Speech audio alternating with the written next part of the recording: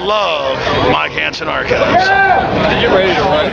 And we are back after a extended vacation. We are back on the program, and as some of you know, I have been vacationing here in the great U.S. of A.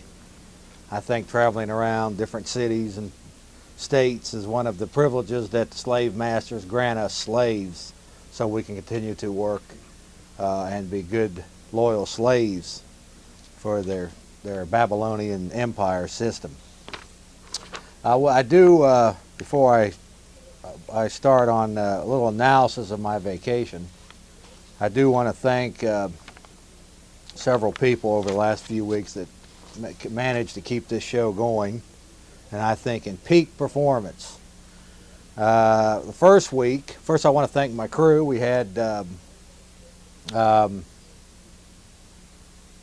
Mike Hanson, the producer, many of you know, and we had Linda was down here and several other people that Mike's sitting over there in the cameras that helped produce the program the last 2 weeks, and I appreciate them. I think we've got the best crew down here in ACTV, and I've said that many times, and I believe that we do. That's just my opinion, of course. That's just the way I feel about it. Secondly, I want to thank George Humphrey and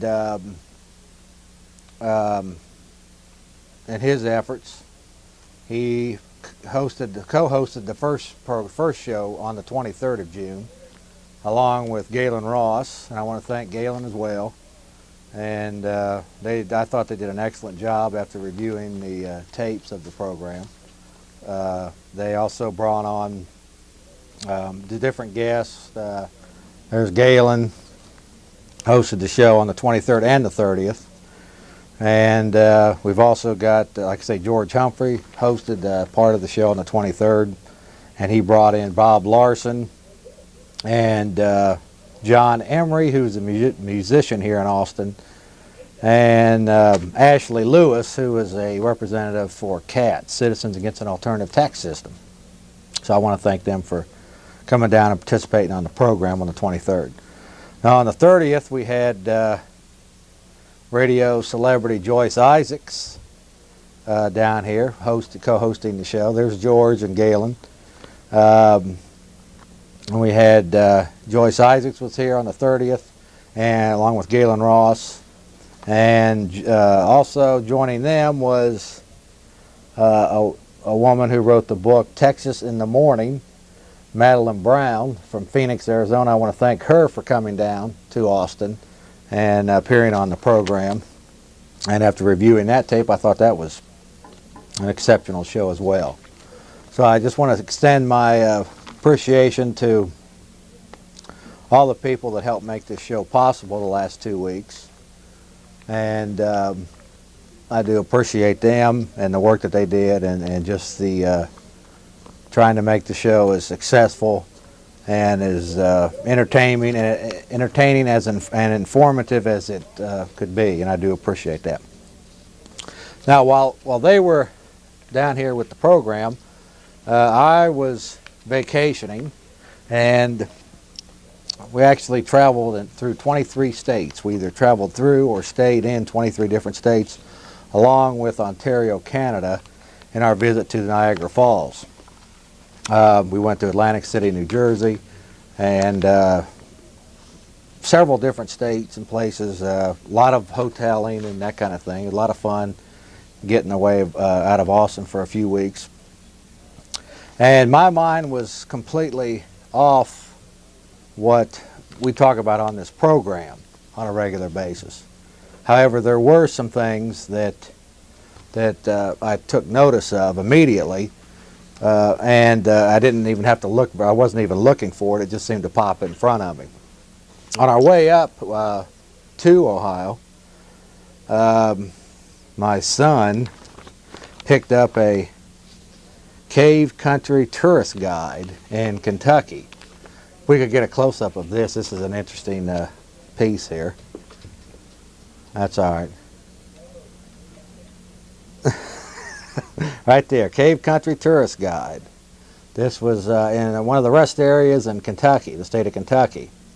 Now, as we traveled through here, the gist of the story was, the gist of this particular pamphlet was an old monument that I've attended when I was a young lad, and it's Mammoth Cave National Park. Now, if we can get a close-up of this, we've had a few shows on this before, but this kind of hit me. Mammoth Cave National Park, folks, is now, we can get even a little bit closer on that. That's good. That's perfect. Is now an International Biosphere Reserve, a World Heritage Site. In other words, folks, your parks are being turned over to that great organization called the United Nations. Totally unelected by you. It's a kind of a world body of which John D. Rockefeller financed $8 million to set up the UN facility in New York City. But Mammoth Cave, poor old Mammoth Cave, Alex, who's going to be on the show here in just a minute, has been hammered by the International Biosphere Reserve system, and it says right here that in 1994, Mammoth Cave National Park, or now known as an International Biosphere Reserve, was designated a World Heritage Site by UNESCO, which is a UN environmental type organization. At which time UNESCO designated Mammoth Cave National Park as an International Biosphere Reserve. So that hit me, caught me kind of off guard there, not looking for it on my vacation home. Also, we in our travels through Akron, Ohio, and different places, we did see some of the same types of towers being set up along the federal highways, the federal funded highways that you see down here in Austin and Houston and some of these other places. So I think it's kind of ironic that they're all setting up the same type of highway systems with surveillance and camera systems all over the place. And we're going to be getting to that here in a little bit as well with some video that we've got. And one of the final things that caught me on my vacation was a friend of mine, an old friend of mine that goes back almost 20 years. Recently had his 40-year-old brother pass away. And he was, I didn't really know what it was. In December, his brother passed away. And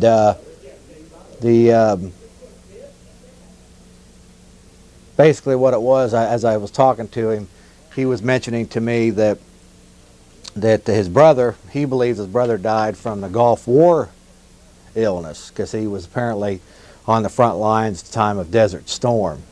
And of course, if you're familiar with any of Joyce Riley's findings and some of the things she's talking about, you will see that this whole Desert Storm fiasco was another concoction. But beyond that, up to this point, over 14,000 people that have served in Desert Storm have died mysteriously from symptoms of this Gulf War illness. And this, my friend's brother, just happened to be one of the unfortunate ones. He was a school teacher and whatnot, a very respected school teacher, and my friend, his name is Russ Miner, is actually now studying some of Joyce Riley's tapes and some of the information on this thing. So that hit me pretty well too, and was somewhat depressing due to the fact that I, for one, was against that whole fiasco to begin with, and still many of these people have died now. And just now the U.S. Congress, that traitorous, treasonous Washington District of Criminals, is at least recognizing that this may exist, although it's just going to be a cover-up investigation. We know that. But the fact is that that was the first time that a situation like this personally hit me, personally affected me, was when he mentioned that to me. So, beyond some of the more obvious, what I'd call globalist, slave master type mechanisms being set up and being depicted upon the American people. It was a decent trip, to say the least. And again, I do appreciate all the people that were involved in the last 2 weeks keeping the show going, and that's really all I've got to say, other than I do appreciate it. Now, folks, there's Joyce Riley, by the way.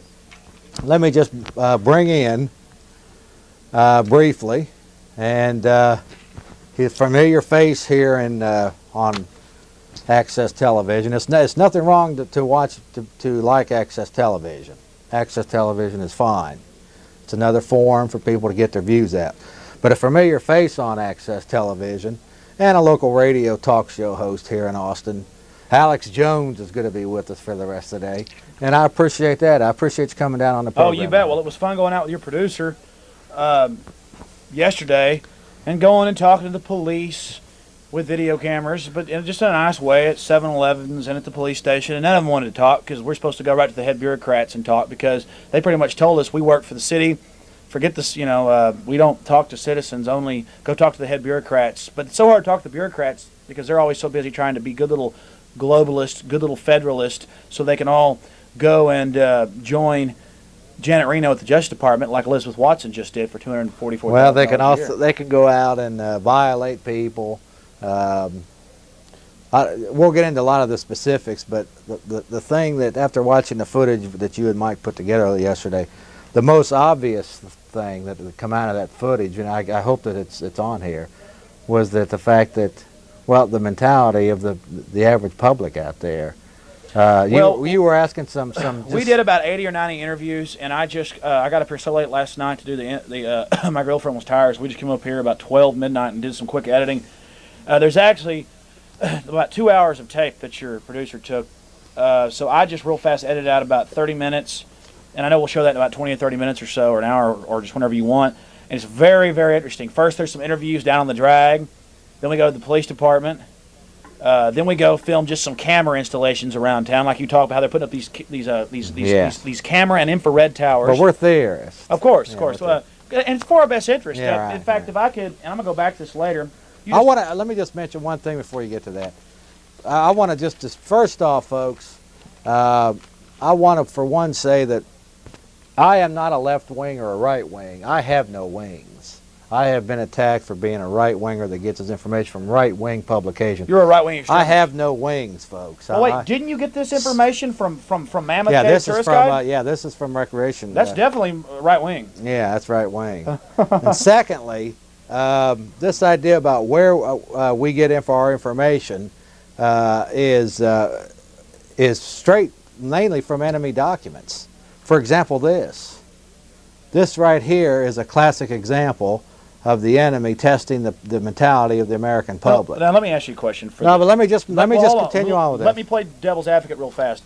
This is a family brochure. What's wrong with us giving up sovereignty and giving up our national lands to foreign banker control? I don't see a problem. These are these are the same bankers that stole all the Jewish gold, but killed all the Jews. But y'all want to know where we get our information, folks. Right here's a good classic example. Your friendly neighborhood rest area in Kentucky is now publishing UN documents. Right, UN documents, and secondly, I also want to mention that for one, I personally get a little, I just not really angry or worn down, but just sick of defending what we're saying here, folks. Quite frankly, if you don't believe what we're saying here, and if you don't want to investigate it, I don't even care whether you believe me or not. I'm not even interested in that anymore. If the question I have to any viewers that doubt that there's a conspiracy, that there's a global conspiracy. What's a program of control? Financial oligarchy. Prove to me that there isn't one. That's the challenge I make to you. If you believe in all the phony wars we've had, all the debt that's piled up, how we're losing our rights, how hundreds of thousands of people are losing their homes and their cars being seized, millions of people are being violated out on the highways. In fact, in Cuyahoga Falls, Ohio, Alex, let me just share this one with you. It was told to me that they are now stopping random stops. For our best interest. Yeah, because to make sure we all have seat belts. Isn't that nice of them? And they may accidentally find some right-wing literature or something. Oh yeah. But anyway, I want to just mention, folks. So before we get on with take some calls, I'm not up here tonight to defend what I'm saying or trying to convince you. Because quite frankly, if you don't want to believe it, if you don't want to investigate it, I don't care. Just go on with your dupe little self, and you can be just like the majority of these people that are going to show up in this video here that you do. You can just act just like them. And that's exactly the way I feel about him. Well, and right here, I mean, the scary part, Jeff, about the people I talked to, and a lot of them had something to say, but the ones that even had something to say, they don't have a clue. And I used to actually think people thought like I did. I used to think that they understood that government was not rule or love; it was power, raw power, and I didn't even think I was that smart. Now I'm starting to get a pretty high opinion of myself. And I don't mean no, I'm serious. I mean, well, so did the slave man. Well, yeah, I mean, exactly. Well, I'm just trying to say to people out there, it was shocking to me to find out, interviewing 80-something people probably, and there's only 15 or 20 on this or 10 on this tape, and these are the better ones. I mean, some people would just go, huh, what? They don't even know where Washington, D.C. is. Yeah. And hold on, and the people that did have something to say would say, I'd say, well, what do you think about the CFR being on C-SPAN talking about global regimes of power? We're also going to show that later, them talking about that.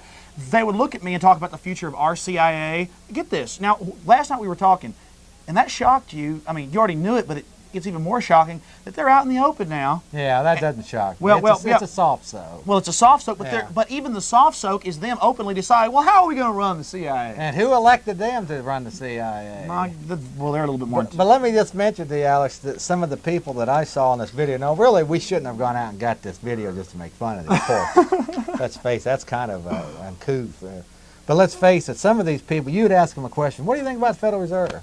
And they'd say, huh? Well, I don't know. And you'd say, well, do you think it's good that the private bankers, behind the scenes are running things in secret? Yeah, I guess that's okay.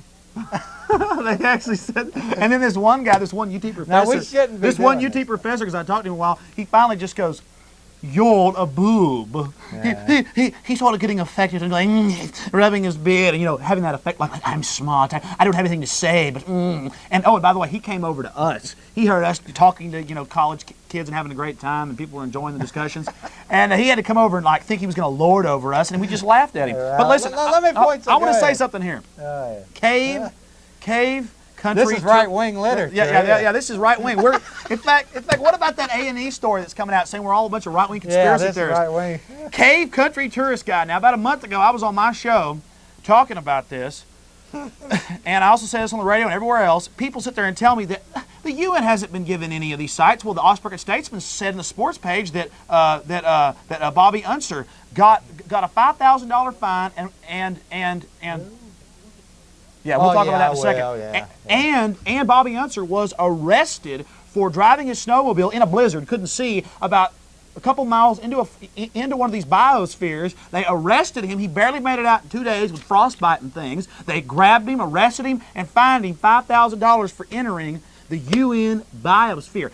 The environmentalism has zero at the top level to do with the environment. It has everything to do with taking private property. Let me just briefly go into. Well, read this again. Well, let me just briefly go into what Mammoth Cave National Park, International Biosphere Reserve, World Heritage Site. Let's get another close-up of this. Now, while we're doing this, Alex, at least I can. I'm going to give it just a brief history of the great United Nations as we know it. How loving they are. First off, all the Jewish gold they have from killing Jews. The UN Security Council initially was the responsible for creating. They passed a UN resolution to basically get us in the Korean War. They're a bunch of Nazis. They're a bunch of Nazis. Okay, that's when Alger Hiss and several of the Army generals weren't allowed to go on and attack some of the areas in Korea. Okay, they also were responsible for getting us into the Vietnam War. This is the UN Security Council. That great elite, that great organization that helps us. Yeah, the Vietnam War. Well, they have been responsible. Talk about the Gulf War syndrome. They have been responsible for starving hundreds of thousands of men, women, and children in Iraq through economic sanctions. They are also doing it, starving people in Cuba for economic sanctions. they have called for global gun control, disarm the slaves, global abortion on demand, which is part of the the slave masters population control. We have program. to have it though. You have to have it. Too many useless feeders on the planet. Now remember, folks. Wait, there is no right and wrong. You just aren't balancing things. Maybe Hitler was right. They think. We're talking about this great United Nations that, like I mentioned, that John D. Rockefeller donated $8 million to fund the initial UN building in New York City. Mr. Rockefeller, the great Mr. Rockefeller. This is now the one that's in charge of your parks. One more time with this, Michael, if we will, because this is this anti-government right-wing literature that we get so accused of using on this program. Right there it is, folks. This is from the rest area of the Kentucky. Over 25 major parks have been taken over, and also hundreds of other small portions of other parks. They take little sectors. This is that right-wing literature that we use right there, that we get our information from. But Americans can't take care of the parks. Only the UN can. Yes.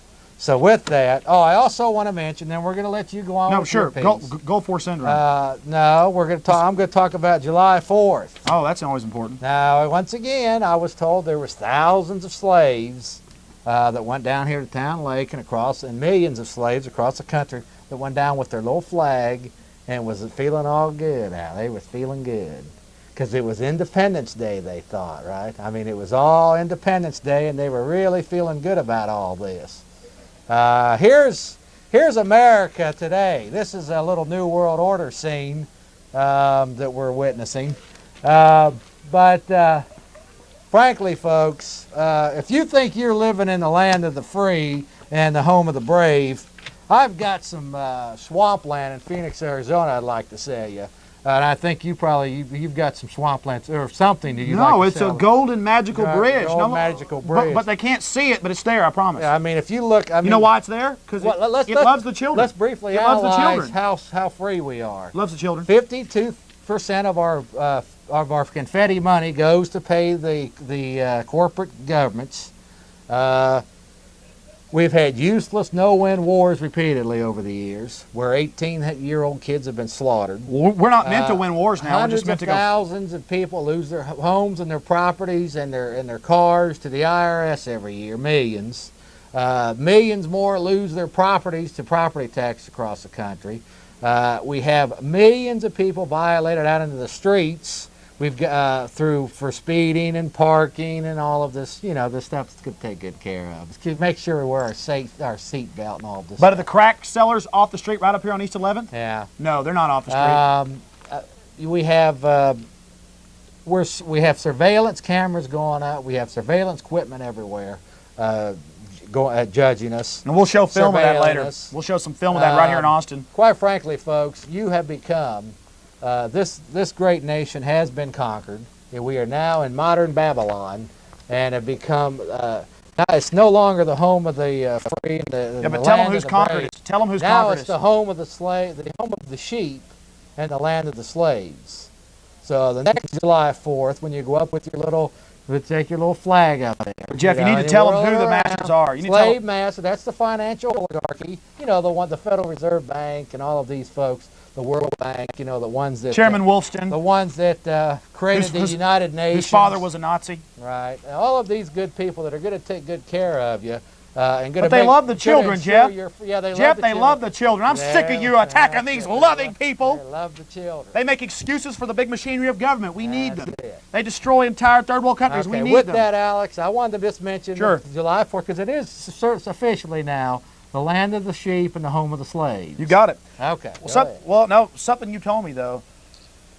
Now, you notice they're not calling, the press isn't calling Gulf War syndrome anymore. Before it was like, well, there's some mental patients coming back from the Gulf. They're having mental problems. Tens of thousands of people, now over 100,000, over a third of the troops that were there of ours and all kinds of, mostly European troops and people. They're all having these same illnesses and having weird things found in their blood, chemicals, sarin nerve gas, 600 chemical weapons detectors gone off. Well, now the press isn't admitting it. They're just calling it Gulf War illness now. Because it's not a mental syndrome like they told our troops while they were busy dying from chemical nerve agents when we had antidotes that would at least reverse some of the effects. Like, you know, for 6 or 7 years, they told us it's bull.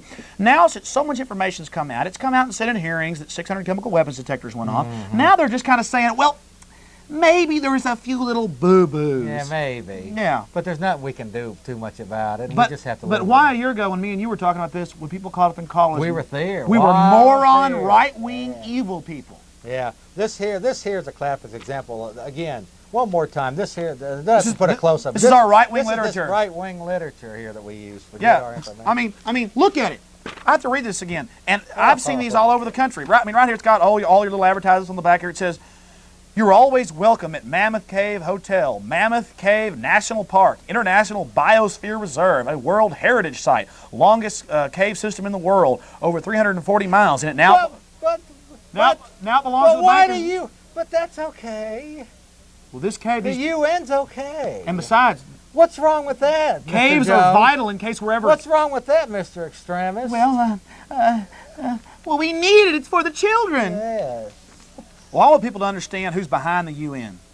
Tell them who's behind the UN, Jeff. Go ahead, you do that. Well, I've been talking enough. Well, we'll shift that camera there a little bit. I don't know if y'all can see that. Come on, we don't get involved in shifting cameras. I understand. Just talk. I understand. Right here it says, "You are always welcome at Mammoth Cave." And this should just, everybody should see this for themselves. And if you look here. You shifted the camera. Well, I was saying, I want to get a close-up of this. Because, I mean, we've already done it 3 times, but this is cave. Pretty country. powerful yeah, stuff. This is cave that's country. Right-wing literature. Something that's key, though, is that underground cave systems, a lot of them out west have been taken over by the military and the government, and they make big expanses out of them because if there's ever a biological, chemical, or nuclear attack on this country, these will be vital. Well, guess who will control them? It'll be UN troops. And there's over 40,000 UN troops at any average time here in the U.S. God, you're really way out. Yeah, Mammoth Cave, controlled by the UN now, folks.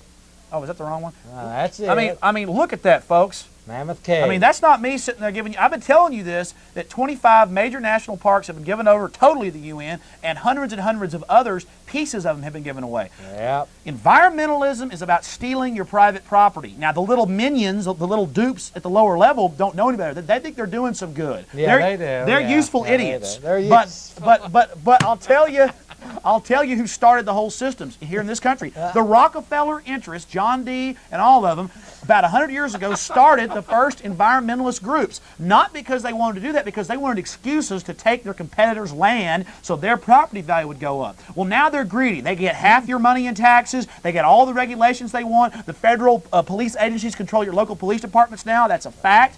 Everybody's paying homage. We're being ushered into a police state. But don't worry. You're a theorist. Yes. Don't worry. The UN is a loving organization that loves the children. And this is right-wing literature you're getting your information from. Yeah, from a tourist guide at the national park. All right, with that, I think, Alex, first off, we've got some callers that have been holding. Okay. Now, if we could implement our new system of bringing callers to the air, would be nice. Are we going to go to that new system, or are we blowing that off now? I guess we're going to go to that new simple system of bringing callers to the air. Okay. Hey, I want to say one thing. Go ahead. While we're implementing our new system. That film that he was just showing is off A&E, and the reason we showed it is me and you are not anti-Semitic. I have Jewish friends. Millions of them were killed by the bankers in Europe back during the last war. The Switzerland has tons of gold that came out of Jewish teeth. I think that's terrible. They're the ones that are the racist. But what did A&E do when they did a story about conspiracy theorists? They said that we were all anti-Semitic. And right-wing. When we are not right-wing. We're no-wing. Yeah. Cave country tourist guide. I'm telling you, you're getting shysted here. I really couldn't believe it. My son bought There's a UN biosphere. I couldn't believe it. Achievement. Yellowstone Park. A third of Yellowstone Park's been turned over to UN control. Yeah. Well, it's in our best interest. Yeah, because UN knows. Okay. All right. It's in our best interest, of course, now, folks. All right, here, okay, we're implementing a new system here of bringing callers to the air, and I appreciate you folks have been holding for a while. We've got a new system that we're going with here. Okay, line 1, we got Paul. Paul, are you with us? Hello, slaves. Hi. Yes, I was wondering, in the interest of not being overtaxed, wouldn't it be better if we did turn over the parks? That way we wouldn't have to pay to maintain them. Oh yeah, turn them over to the UN. We pay the UN. Why don't we just give them the parks? I see no big deal with them taking them over. Well, let me ask you that. Who do you think financed them to begin with? Did we have to pay for the land? Hey, we're giving the Chinese our naval bases. I agree. Let's give them our military bases too. I'm talking to Jeff. No. Yeah. Who do you think paid to preserve the national parks to begin with?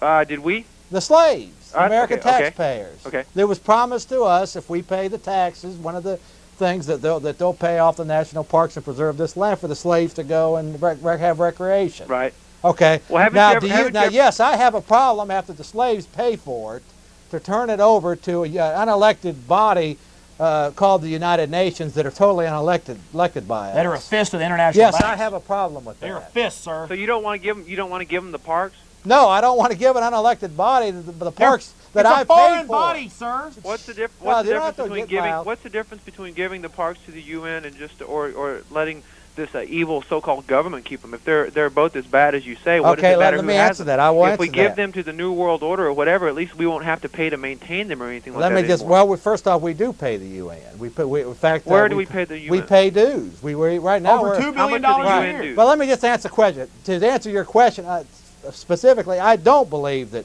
we should be forced through coercive measures. Well, listen to this guy. Listen, let me answer the question. He's willing to give it up to foreign don't interrupt me. Yeah, but he's got a valid point.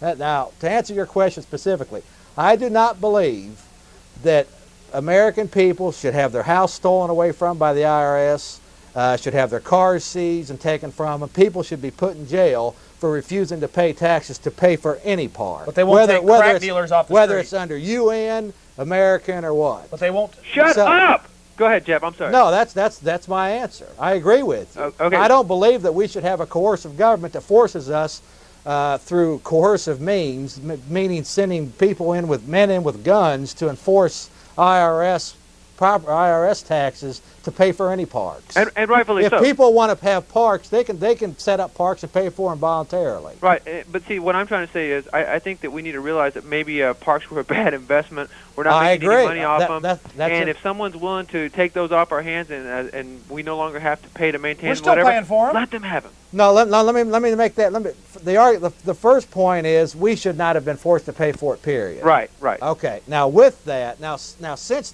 at least on the surface, we were promised that if we participate coercively and pay these taxes, we would have these lands for our use and our recreation protected by the so-called U.S. Congress and our national government. Never was it told to us when they were stealing from us to pay for the national parks that one day they would be turned over to an international body not elected by us. So it's a fraud either way you look at it. Yes. It's unconstitutional. But at least if it's under our U.S. Congress, and at least on the premise that our Congress is a legitimate Congress that has our best interests at heart, maybe they will protect the parks and let the slaves go and use that park. Yeah, Clinton shut down the parks. Already now let's use an example. Let's say like if we got a bad car and we were making payments and then someone offered to just basically take over the payments when the car was already a piece of crap. I mean, wouldn't that sound like a good deal?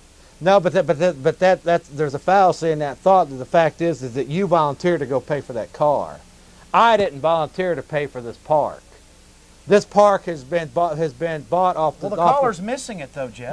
You got to understand. You're missing it. No, is it all about talk? I've been sitting here for 5 minutes. Well, you got to understand the basic premise.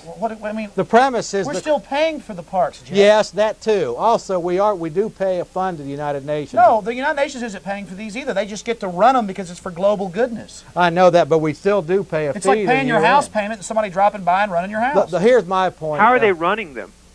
They've got them under the UNESCO. Forget it. Just the guy. They've got them. No. I'm asking you a question. How are they running them? They have UN troops there. Through the UN Charter, they have now taken control of these national parks that at one time were promised to the American slaves. Right. So if they have UN troops there as opposed to they had American troops there. They used to have American troops at these parks. No, they used to have just regular national park rangers. Okay, so we're not having to pay for park rangers anymore there. That's not the point. No, we've already paid for it. We're paying for the UN, See, you have to understand the first premise is that the whole idea is a scam. I understand that, but what I'm trying to say is... So let's stick to the premise that initially we should not lose our house to pay for any park. Right, and maybe if we didn't have to pay for the parks, maybe if we didn't have to pay for the parks, we wouldn't have to pay so many taxes, and we wouldn't lose our homes. No, but one of the reasons why it was fed to us, why we were paying taxes, it is given to the bankers was the and they'll promise. put our taxes. Let me answer the question. The reason why it was fed to the public and sold to the public was that these parks, if you pay your taxes, we would have these parks to enjoy for us. Never was it sold to us when they were selling us this that it was going to be turned over to an international body not elected by us. So it's a scam on every front.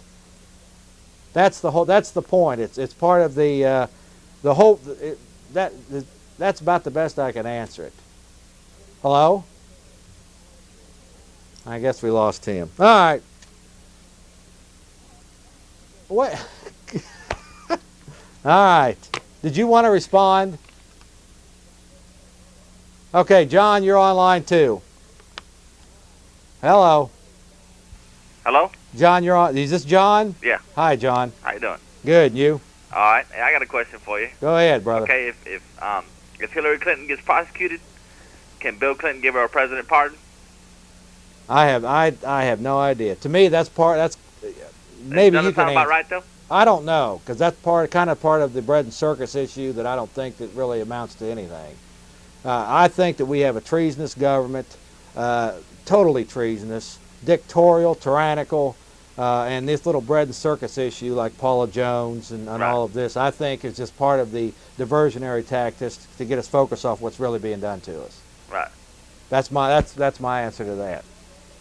But what do you think? I think that's probably what's going to happen, though. What do you think? I don't know. I can't honestly say. Frankly, I would dare say that none of them will be indicted. I think in all of these situations in Whitewater, whether the SNL theft, whatever, I think they'll find a few scapegoats to lay the blame on to make it look good, like, slap somebody's hand to make it look good. But the real powers themselves are going to escape any type of prosecution.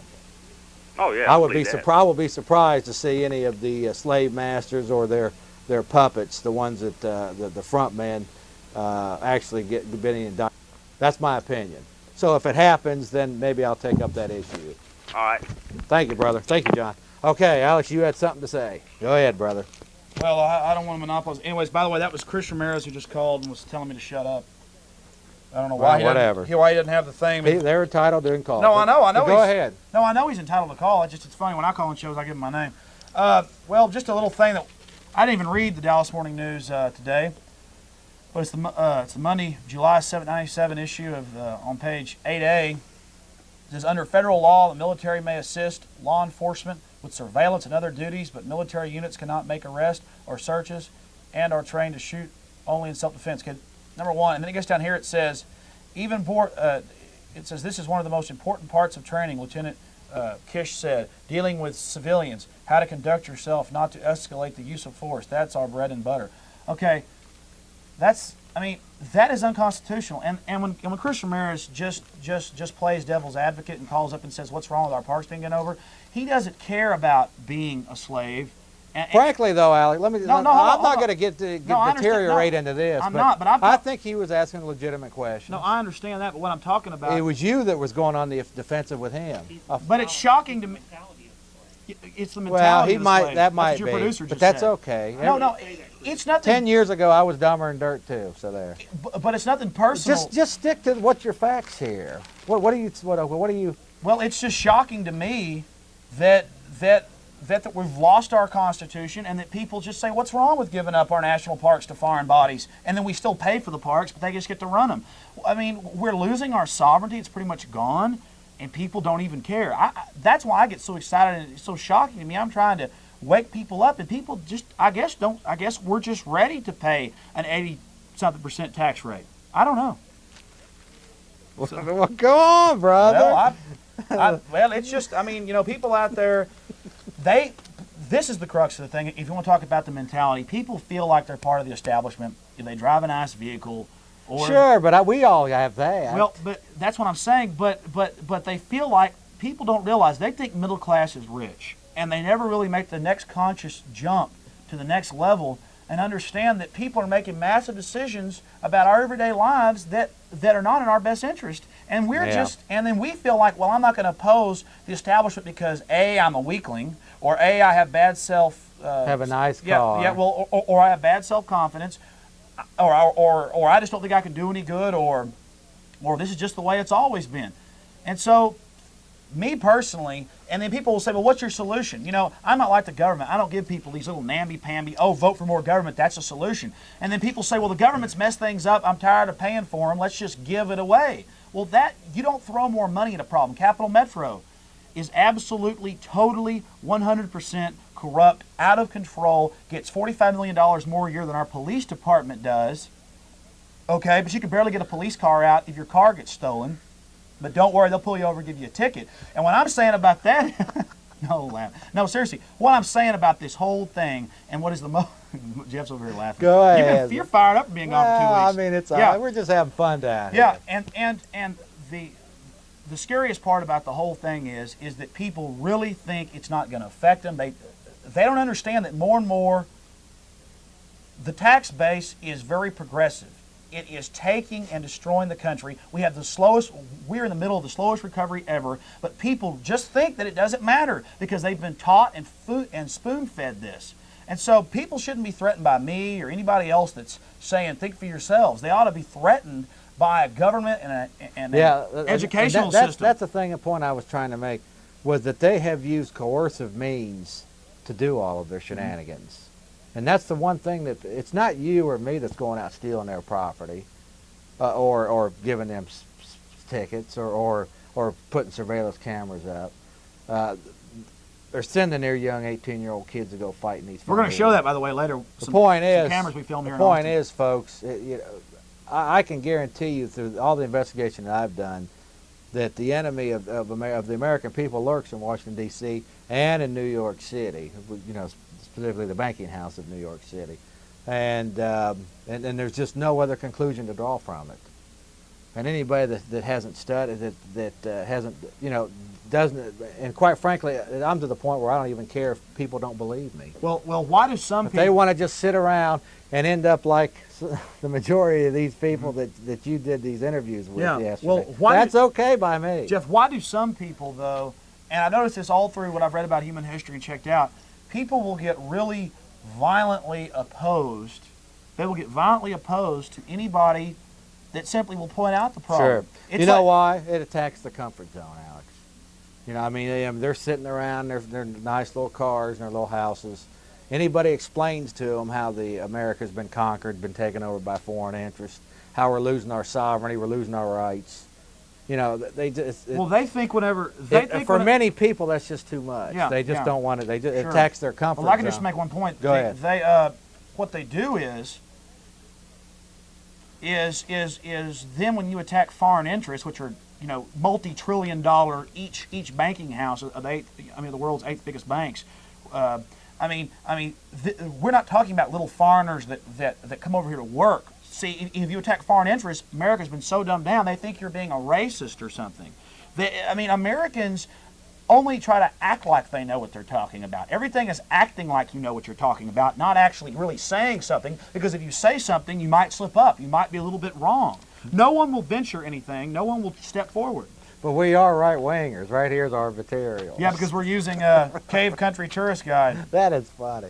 Okay, we ready with our new implementation of calls? Yeah, let's go call. We'll let you respond. All right, here we are. Are we ready with that new? All right, here we are. We're trying to implement a new system of calls here, folks. We're doing this as best we can here. Okay, go to line 1 and Mike. Mike, you're on the air. Oh, wait a minute. Hello. Yeah, go ahead, Mike. I'm sorry. Go ahead, Mike. How you doing tonight? Thank you for holding, brother. Yeah, I was watching C-SPAN the other day, Washington Journal, and it was just talking about, I think y'all are really overreacting. Y'all are looking for conspiracy every single where you can. The rest of the world, they were saying, as far as the UN, the rest of the world regards the UN as nothing but a puppet of the United States.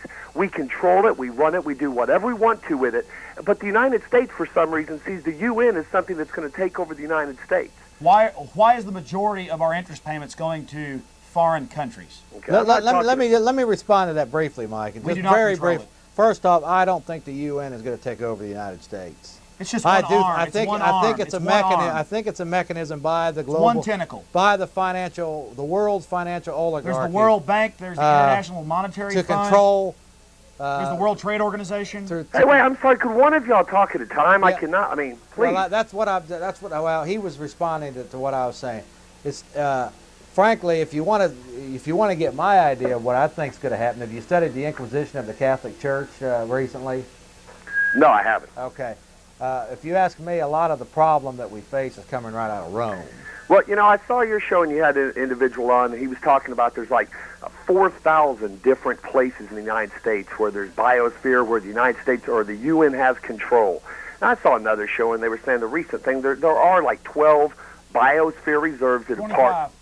Well, okay, 25. But I have been to the Yucatan Peninsula. I've been to the International Biosphere Reserves there. And it's very nice to go to other countries. And for I think we needed to give a little bit for other countries to quit ripping up the rainforest. And it's nice. There's nothing, no one thinks the UN's taking over down there. They see it as a great chance for people to put money into the environment and save the vanishing rainforest in the Yucatan Peninsula. That's a real good brainwashing job, Mike. Well, obviously, you have not really studied the UN. Are you aware that the UN Security Council voted to start the Korean conflict? Are you aware that the UN Security Council is responsible for creating the Vietnam War?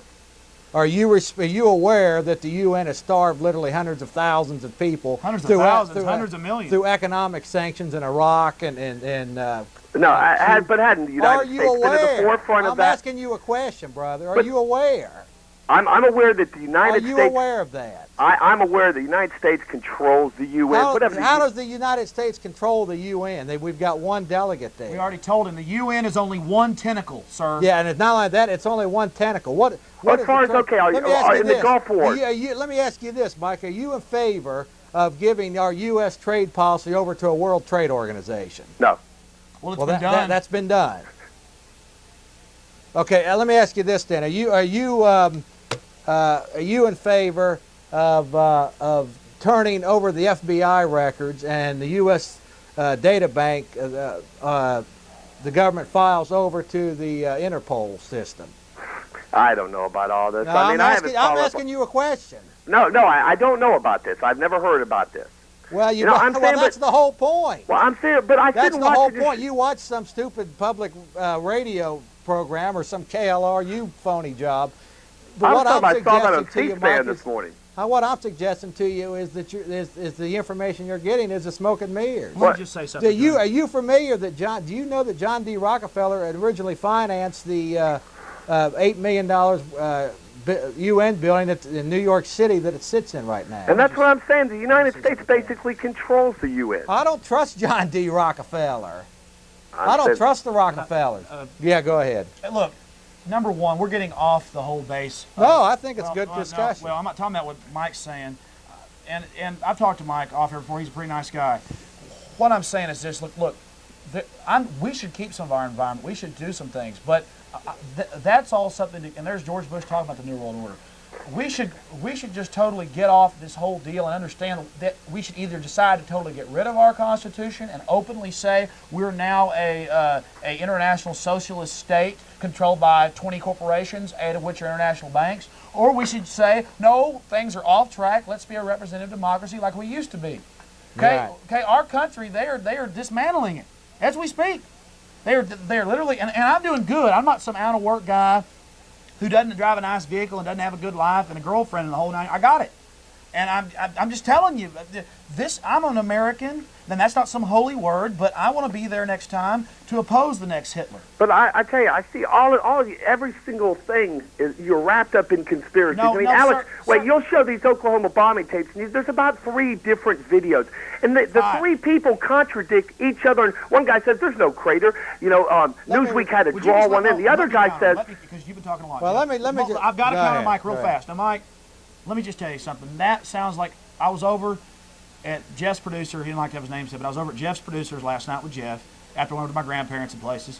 I was over there, and we watched a film that he taped off A&E, and I've seen these tapes. And it pretty much admitted that the CFR pretty much almost ran our country and admitted a bunch of stuff, but then it said, this is no big deal, this is no big problem. If that's the way it is, then our country should know who to go to. It's not Congress, it's not the president, it's the CFR and the Bilderbergers and all these other guys. That's right. So in other words, all of this smoke about the U.S. Congress, it's an illusion. I mean, if we want to just give our U.S. sovereignty over to the World Bank, the World Trade Organization, the UN, I'm saying, okay, well, what can we do? Let's just come out with it and say, okay, that's what we're going to do. What can we do, Jeff? Because Alex voted for Bob Dole in the last election. Well, that was his solution. That's his, that's his. No, what should we do? And say, you have a good night. Thank you very much. That's his mistake. Let me talk about that.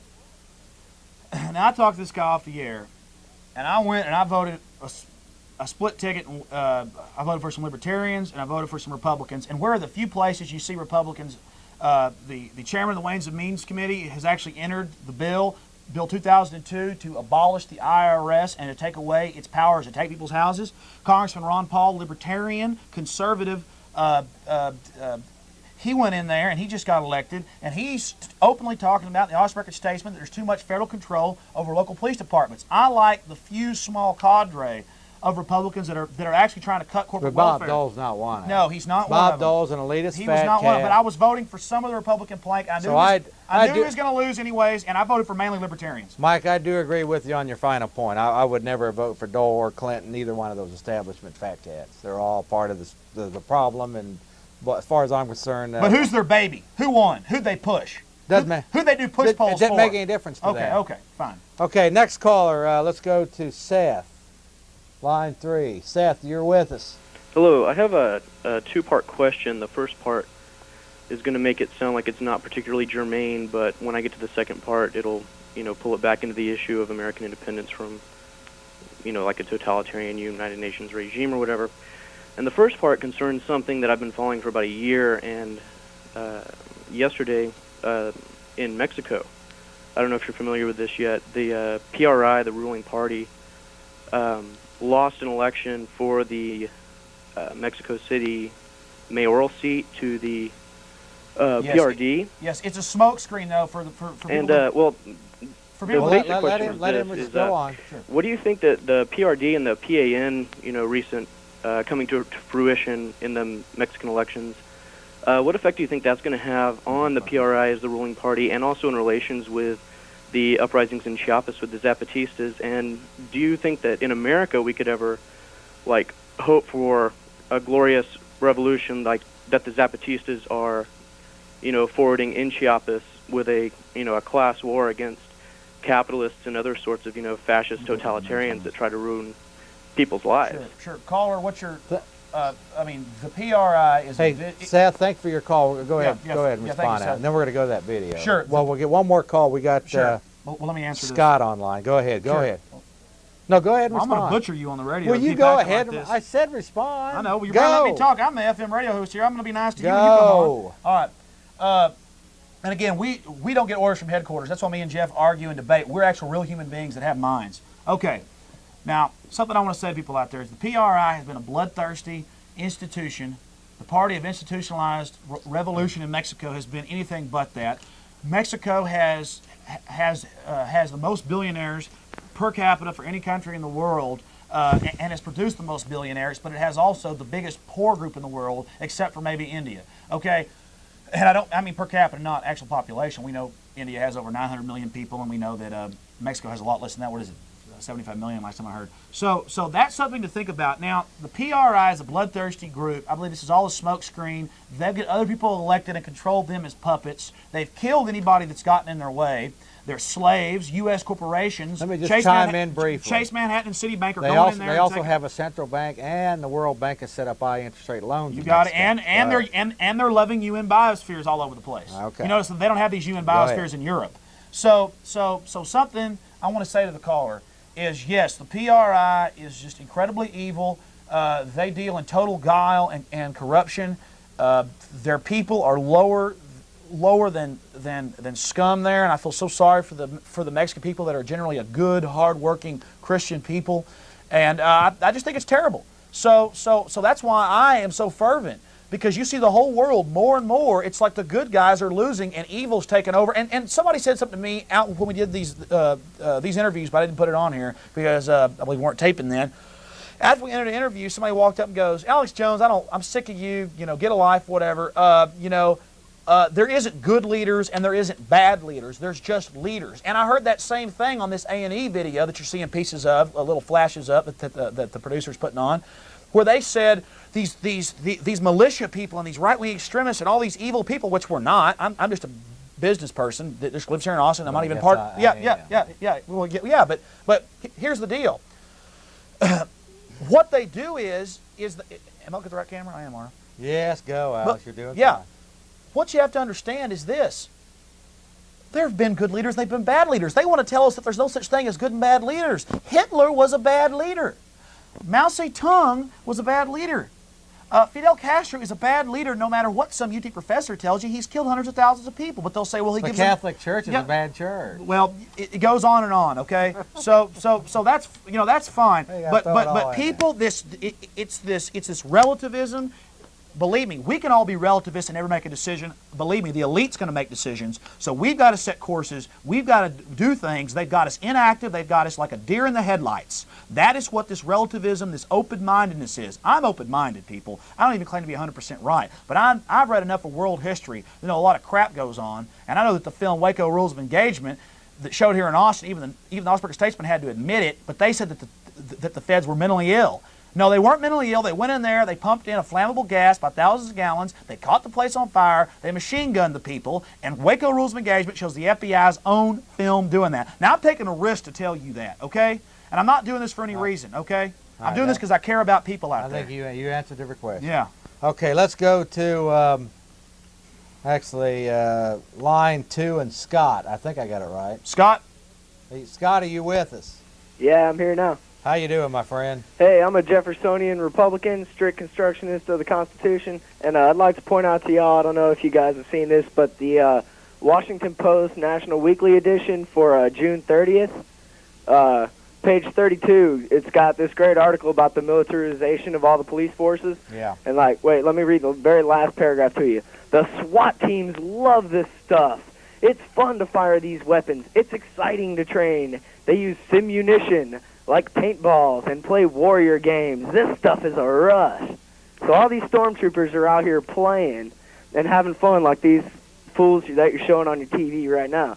And then another point I wanted to make was about that thing on A&E, the conspiracy show on A&E, and where the lady's going, oh, well, sure, yeah, the Trilateral Commission, that's where David Rockefeller and all his evil minions get around and decide, what's going to happen to tens of millions of people all the time. But it's not a conspiracy. It's nothing to worry about. There's not good leaders. There's not bad leaders. They're comfortable dealing with these kind of numbers. What was funny about it was that they didn't deny that it existed, and when they also showed Bush talking about a new world order, right, and they made this point that this is what these people believe. They didn't tell us what it really meant. Right. Wasn't that funny how they just conveniently right? They only made it. This is what the right wingers think. Yeah, but they didn't tell us what it meant though. But wait, I want to also say that it was very interesting that they did put on that show how the CIA was founded by the Nazis, the Galen organization, where that guy was the head of the Hitler's version of the CIA. Well, we imported a whole bunch of Nazis. The deal was we imported a bunch of Nazis to help us set up the CIA. The thing was this: the Galen organization had way infiltrated Moscow, and he knew, as well as the United States knew at the end of World War II, that the post-war world was going to be the United States versus the Soviet Union. So he went to the intelligence branches of the United States military and said, we'll tell us what you know if you let us be your CIA. Did you know that J.P. Morgan's son was the second director of the CIA? It doesn't surprise me. Yeah, I'd also like to tell you this, one more thing. I was at the Auditorium Shores for the 4th of July, and I made a bunch of copies of the Declaration of Independence and former and Presidents went out Bush there and passed them around to just strangers. Trilateralism refers to the Trilateral Commission, and these people which were was looking at me like I was a lunatic, man, for trying to give them the Declaration of Independence on the 4th of July. Don't tell me about my rights! This guy looks at me and goes, the Declaration of what? I thought we got the day off work because they're shooting the fireworks in the air. Isn't that cool? And I'd like to quote just one small part of the Declaration of Independence right here. Prudence indeed will dictate that governments long established should not be changed for light and transient causes, and accordingly all experience hath shown that mankind are more disposed to suffer while evils are sufferable than to right themselves by abolishing the forms to which they are accustomed. Now, I'm an extremist, I'm a wacko, I'm a child killer, baby slayer, conspiracy theorist, anti-Semite, wacko guy, but I think Thomas Jefferson knew exactly what was up, man. And I was ashamed. I was absolutely ashamed to see the look on the faces of these people when I tried to give them the Declaration of Independence. Hey, Scott, I was some kind of idiot. They wouldn't even, they were like, what? Hey, like, Scott, there were a couple patriots there, but let me few. interrupt you just for a minute. Do you realize the all those terms, those labels you use there are the enemy labels? Show them our right-wing stuff. But let me just mention, let me just throw this at you. Can you imagine this? All those labels you just used, replace that with the term heretic. Yeah, there you go, man. I mean, there you got it, baby. Yep. I mean, this thing could be getting set up all over again. Right, and one more short thing. The guy that was talking about the rainforest. One other thing I want to mention. Did you see this? Oh, is that the thing about the caves in the national park? Yeah, this is that right-wing literature that we... a national park brochure telling you the UN's taking it over. That right-wing literature that we get our information from. Hey, I wanted to say that the guy that was saying that the people in South America, they don't see the world government as taking them over. They see it as the United States. And look at John Rockefeller. So he founded it. He's an American. Well, John Rockefeller has no loyalty to America whatsoever. He's loyal to greed only. And I'd like to say that every nation in South America, I believe with maybe one exception, including Latin America too, I mean, they're all in debt to the International Monetary Fund. And the way they got the interest payments set up, I was watching some guy from the LaRouche organization show all the bar graphs about the debt of Argentina, for example, and how they've already paid 3 times their original debt, and they still owe more than twice that after the interest payments, which they'll never pay off. You know another reason why I think that Americans have more materialism than South Africa and Africa, or South America and Africa and some of these other nations? Because we like commercials, and we like to buy the stuff. We like to be conditioned. We like to be conditioned. We do not question commercials. I'll tell you why, because we're productive slaves. Yep. That's right. We live on a big plantation. Hey, I want to recommend Bill Hicks to both of y'all. I don't know if either of you guys ever watched Bill Hicks, man. He was a late, great Austin comedian, man.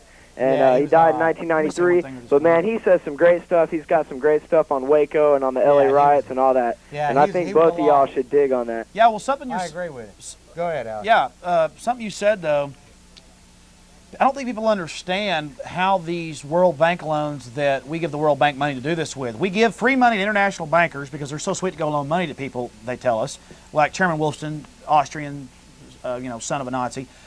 All these people, there are a lot of Nazis involved in this. Our German Joint Chiefs of Staff, John Shalikashvili, is the son of a Polish death camp general, operator. But past that, he's a loving person. Bill Clinton loves the children. Well, no. What we have to understand is this, and something that you said really struck a nerve with me, and it's true.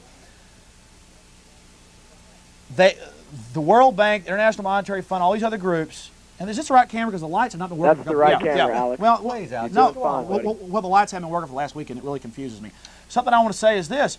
They go to the dictators or the people or the small group of people that run these countries, and they say, we'll loan you $2 billion, $3 billion, $4 billion. You turn around and run off with half of it, that's fine. All we care about is that you sign these contracts to perpetual rights to your resources, and then our corporations go in there and cut down the trees. Exactly. So the UN is the one cutting. The UN is the one cutting down the trees, but they'll then stake off a couple, 100,000 acres and say, well, now it's okay that we're burning the rest of this for hamburger meat and things, for cattle, for ranching. Don't forget the interest. But that's how it works. They go in. These people aren't meant to pay back the money. Here's the point I made to my liberal government professor at Austin Community College. She's talking about the national debt and the way she's been trained to talk about it, that it doesn't matter and that someday in some distant future that we haven't imagined, our gross national product will be such an extent that a mere $14 trillion won't matter very much and it'll be all right. And so my point to her was, well, if I go to the bank and I want a loan for a car, they want to know what's my collateral. They want to know what kind of house and what kind of couch and stereo I got so that I'm good for my money. Well, let me ask you something. What's the collateral? This is what I said to my government teacher at AC. Slaves. What's the collateral on $7 private property. trillion? Let me also mention to you, Scott. Our labor. This particular person you're talking about, obviously, it is a fiscal impossibility to ever get financially solvent as long as we have this debt usury money system. Right, and I also want to say one last thing before it's I've had enough time to go to the next caller, but I want to say that my TV does not go up past channel 36, and I get neither C-SPAN, and one or both of y'all had better be taping the Thompson hearings that start tomorrow in the Senate. I want to know all about John Wong, and even on this week, David Brinkley's old show yesterday morning, even Sam Donaldson brought up that this is actually might be even more of a case of espionage and treason than it is campaign financing. It is. What do you mean? Bill Clinton really did let get in a this spy to the job national in the security Commerce computers. Department. Clinton let a even spy Sam into the national brought that computer. up. Clinton let a spy into our national security computers 144 times now. Even the New York Times admits like it's no big deal. So that's our national super secret computers for a couple $1 million. Wong has been allowed in there 144 times, and something you said is true though. But listen, nothing's going to happen to Clinton. He could probably do whatever he wanted on the front step.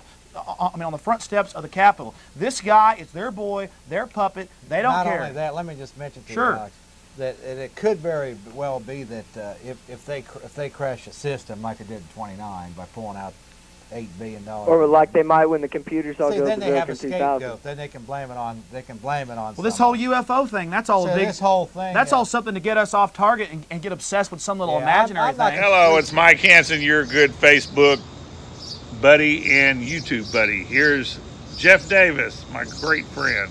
We're not social distancing. See, we're in 2020 now. Tell me about 1995. 1995. Well, that's what we're watching right now, Jeff. You caught me off guard with that. I don't know anything of what's going on in 19. Oh, about how the technology is going to bring world peace. Just getting the shade here. That's Come true. on back. Yeah, we were. This fella and myself were in the Channel Austin TV studios in Austin, Texas, public access. About 1995, 96, 97, 98, 99. And I said to Mike Hanson, we were in the control room, and I said to him, I said, Mike, you know, I don't know anything about this internet too much of what people are talking about, but if it turns out to be anything like people are talking about, it could bring world peace and liberty. And guess what, folks? On this date, 6 June 2020, we're heading into world peace and liberty. We hope so. No, that's 100% guaranteed. Jeff Davis Show, official prediction. And as you know, Mike, Jeff Davis Show has been deadly accurate on predictions. Great callings, Orwellian police states, Fed bank fleecing. But this prediction, Jeff Davis Show prediction, is going to bring the greatest world peace and prosperity in the history of the world. That's it. Well, don't tell those protesters, because I actually told them, live and let live yesterday, and almost got beat up. Those protesters, those people out there at them rallies, just keep on going, baby, because we're marching our way right into a better place in this world. We hope so. Jeff Davis Show knows so just keep marching away and just keep going and going with love and peace, and before you know it, we're going to have heaven on earth, Mike. We're going to get right back That's to it, baby. Peace. We're going to take you back to 1996, folks. We'll see you later. Peace, baby. God bless you. That's it. Clinton's just an agent. I mean, he has absolutely no power whatsoever. He just does whatever they say. Yeah, neither did Bush. Skateboarding is not a crime. These guys are just agents, and you get rid of one agent, another one steps in. Another one, they just get another one. They're like drill bits. You just put the. So I'm not the slightest bit concerned about. Let me tell him real fast. He was wanting to see some C-SPAN footage. I was not able to tape it the day that Sandy Berger, the National Security Agency, because my VCR was broken then. I still 3 weeks later been too lazy to go buy a new one, or too busy. When Sandy Berger, our National Security Agency advisor, runs the CIA, it's the senior of the CIA. was there at a CFR meeting. He's a top member, by the way, sitting there talking about our global regime of power, talking about the CFR, which is multinational, has more foreign members than I saw that. Yeah. Okay. Oh, so you saw that. I didn't get a chance to tape that. Well, Jeff's producer taped another CFR meeting where they're openly talking about the future of our CIA, and all these politicians and heads of industry are going to go back and then tell people how to run things. So this is the real government meeting body. They're now out in the open on A&E. They're telling us it's no big deal. Yep. A caller said he saw that documentary and that they said it was no big deal. That's me still. Yeah, so I'm going to show some cuts that me and Jeff's producer got, just going around town, talking to cops, talking to people. It's almost time. None of the Germans act like this is Germany back in 1935, want to talk about Hitler, okay? None of the Americans want to talk about that we are totally in league with China that has killed 30 million of its own people, has 20 million in slave labor camps, making tennis shoes and toys, and you name it. Little girls are in these houses of pleasure for the military, like 12 years old. Amnesty International reports on this. On and on and on, but nobody wants to talk about it. Corruption's out of control, even here in this city. Capital Metro is out of control. So what do? They throw more money at the problem. Oh, you're a corrupt institution, we'll give you more money. Now, I'm jumping back from state, local, and national because everything is corrupt. This video is very interesting. Stick through it. But you do understand, Alex, that the root of all of these problems is the debt usury money system. Absolutely. The Federal Reserve is private. Is a debt scam. The Federal Reserve is private. Whether it's welfare, it's private. Defense spending, whatever, it all comes down to somebody financing something. You got That's it. The root and of it's the all problem. an accident. They never plan anything. Something I want to say That's coincidence theory. I like the coincidence Hold on. Now that's even more Now we're credible. saying like people might think we're communists. I am for. Appreciate your call, Yeah, Scott. thanks. I am for a free market system, but what we've got now is not free market. No, they make us be debtors. Right. It's government-protected monopolies financed by international bankers. Yeah, I'm not talking about commerce banks. I'm not talking about commerce right. banks. The big banks. You want to roll this tape? The big banks. Okay, folks, let me just mention. Now, well, I had something I was going to... You said we were just going to roll the tape. Yeah, we're going to go ahead and take you callers, I appreciate your waiting. We're going to go ahead and roll a short video that we did. About 29 minutes. Well, and I think it might open your eyes up to some things. Probably not the regular callers of this program, but to your average person out there, just how much. Let me tell you something, folks. If Jeff Davis and Alex Jones are wrong about a dictatorship being set up in this country, I'll be glad. Let me, yeah, I'll love it. But I'll tell you what. After you get done watching some of these interviews. It's certainly a perfect time for one, because quite frankly, the average American out there is so stupid, so dumbed down, so naive on what's going on around them. They have no conception of the Bill of Rights, what their rights are supposed to be. The police that are going out enforcing laws have no idea of rights, of what the rights are supposed to be. They just want to keep their mouth shut and excel in the system. Everybody's just following along with the system. Going along. They're with putting the up flow. cameras. They're putting up cameras everywhere, and, all over town. And so, like I mentioned, if there's not a dictatorship being set up, it's certainly a perfect time for thumb scanners to buy and sell. Are we ready with the video? I'm ready for a break. Well, can we rewind it first? Okay, let's go ahead and take a. We're rewinding it. Let's go ahead and take another call then. Hello, caller, you're on there. Hello, caller. Thank you for holding with us, my friend. Hello. Hello. Hi.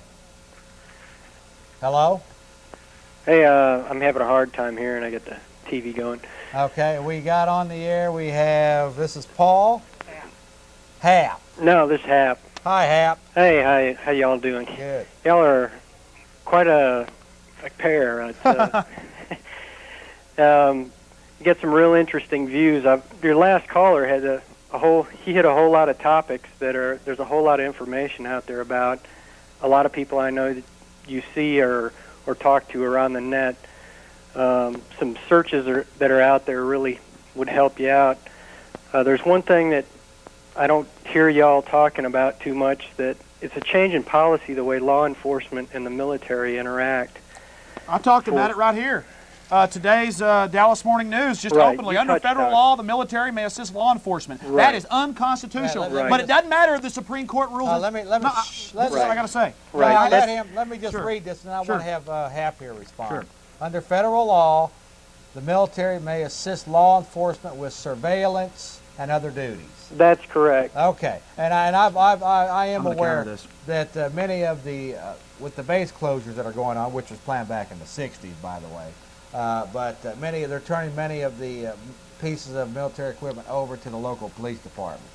And right, that generation of equipment is, sorry to cut you off, but that generation of equipment is usually not the real high-speed, really sexy stuff. Yeah, but an armored personnel carrier is tough compared to your VW van. Right. Well, do you have a point, Hap? Right. What I'm getting at is the interaction between the military and the surveillance personnel, and the stepping into the gray area of posse comitatus, and the difference between Title 10 soldiers and Title 32 personnel. Okay, why don't you explain that? There's real quick. Title 10 is all reserve Marines, all active duty soldiers, sailors, Marines, airmen, etc. Then there's Guard, the National Guard, which is Title 32. Under posse comitatus, Title 32 people can assist within close proximity of law enforcement in the execution of surveillance duties. The counter-drug stuff really cranked up in '87. And this is a really bad thing. I have a number of very close friends of mine who are involved in this, and it's happening in this town right now. And I know. This is something to be really disturbed about. All this other stuff you're talking about, yeah, that's the higher up. That's like a root cause. We need to talk about the enforcers, the fist that's actually going to do the work. That's why I'm a big fan of Jack McLean. Hitler's Gestapo, Police Against the New World Order. Are you familiar with Jack McLean's Police Against the New World Order program? No, not at all. Okay, he's one of many that have set up a system where they're trying to educate. You have to understand that these law enforcement people don't know, and even like Alex was talking about, these environmentalists, the local environmentalists.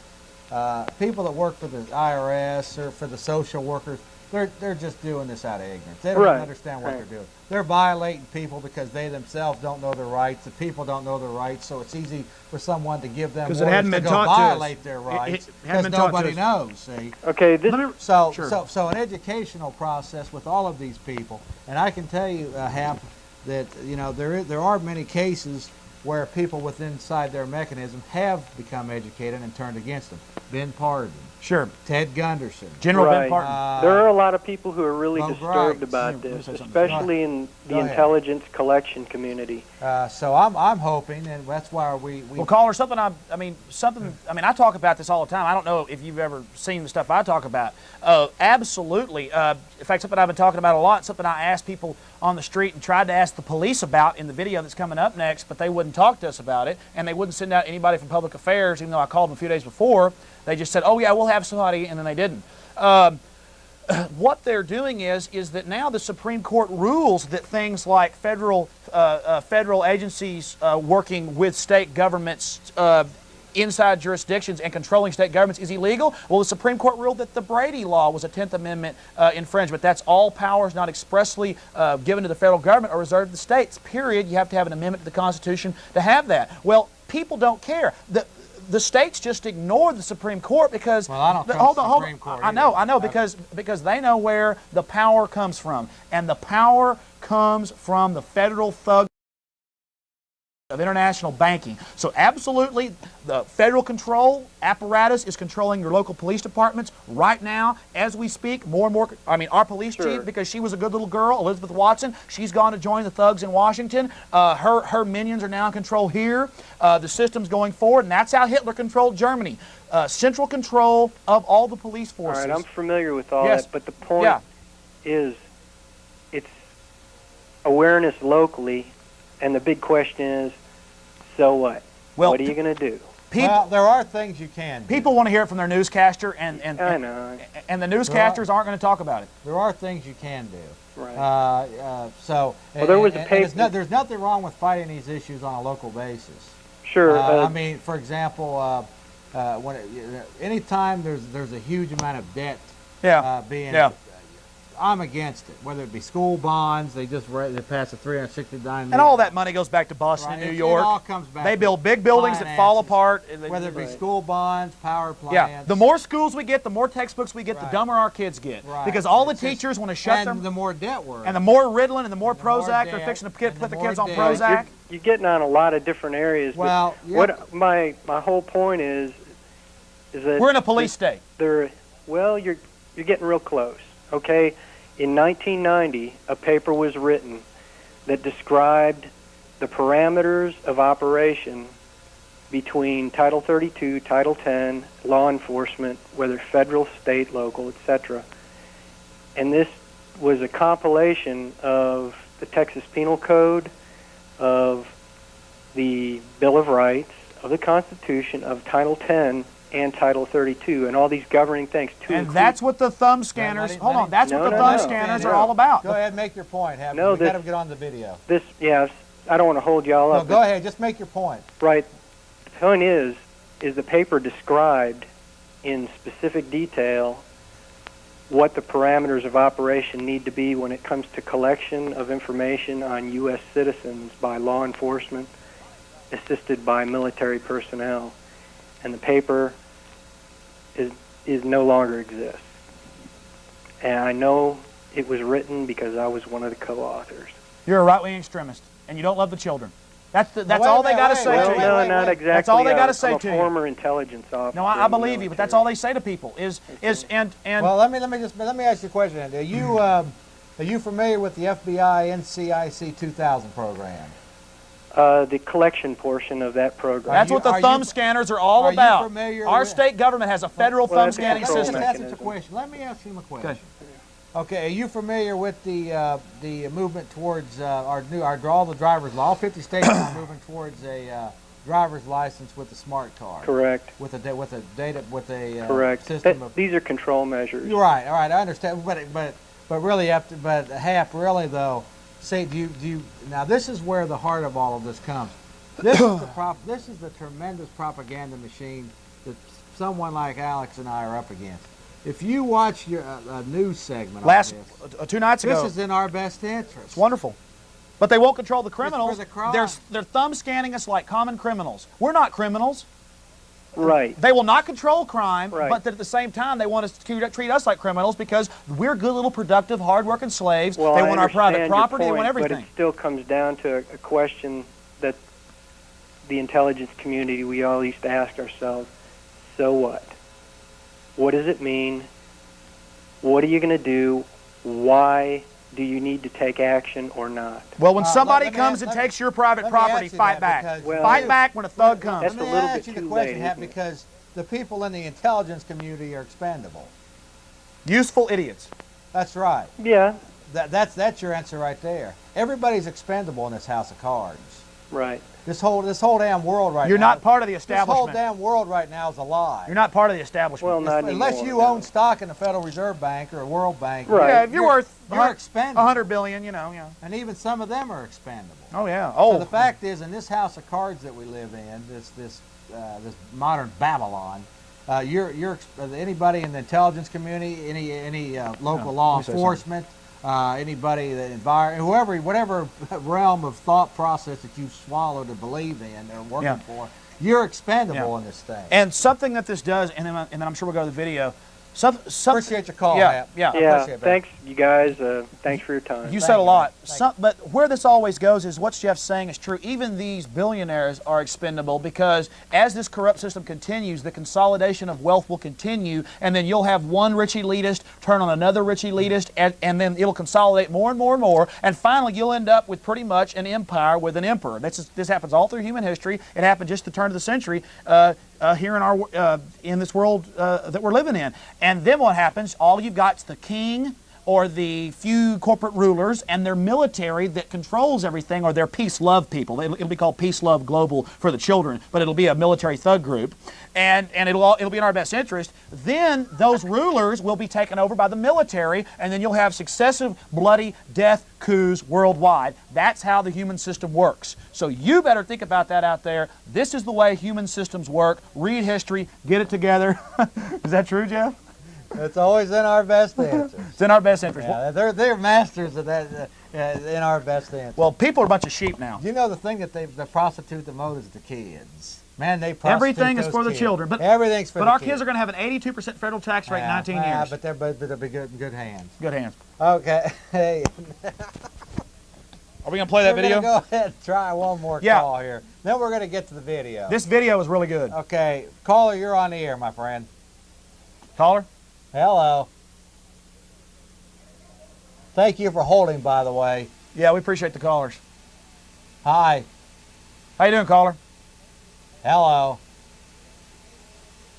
Well, I guess they're off. Let's go to the next call. That's all right. Let's just go to the video because this video's me all over town with Jeff Davis's producer, just talking to the police, going and filming just one site of cameras. They put up about 20 different sites, and people, even people that seem to care, don't know what's going on. Well, just watch it. I think it's kind of interesting. It's self-explanatory. Okay, your callers are on the air. If you want to just stay on the line, we'll get to you when we get back. We are going to take some more calls when we get back. Alex Jones. Yeah.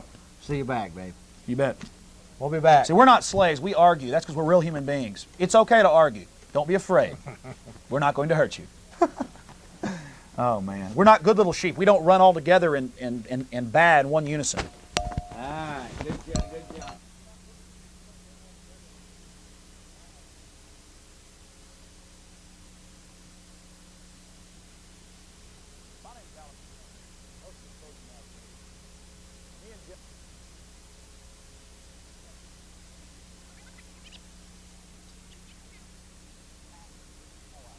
So, my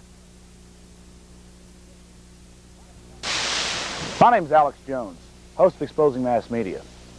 Me and Jeff Davis have teamed up to start a group of exposés where we're going to go out and show you just how dumbed down the public are.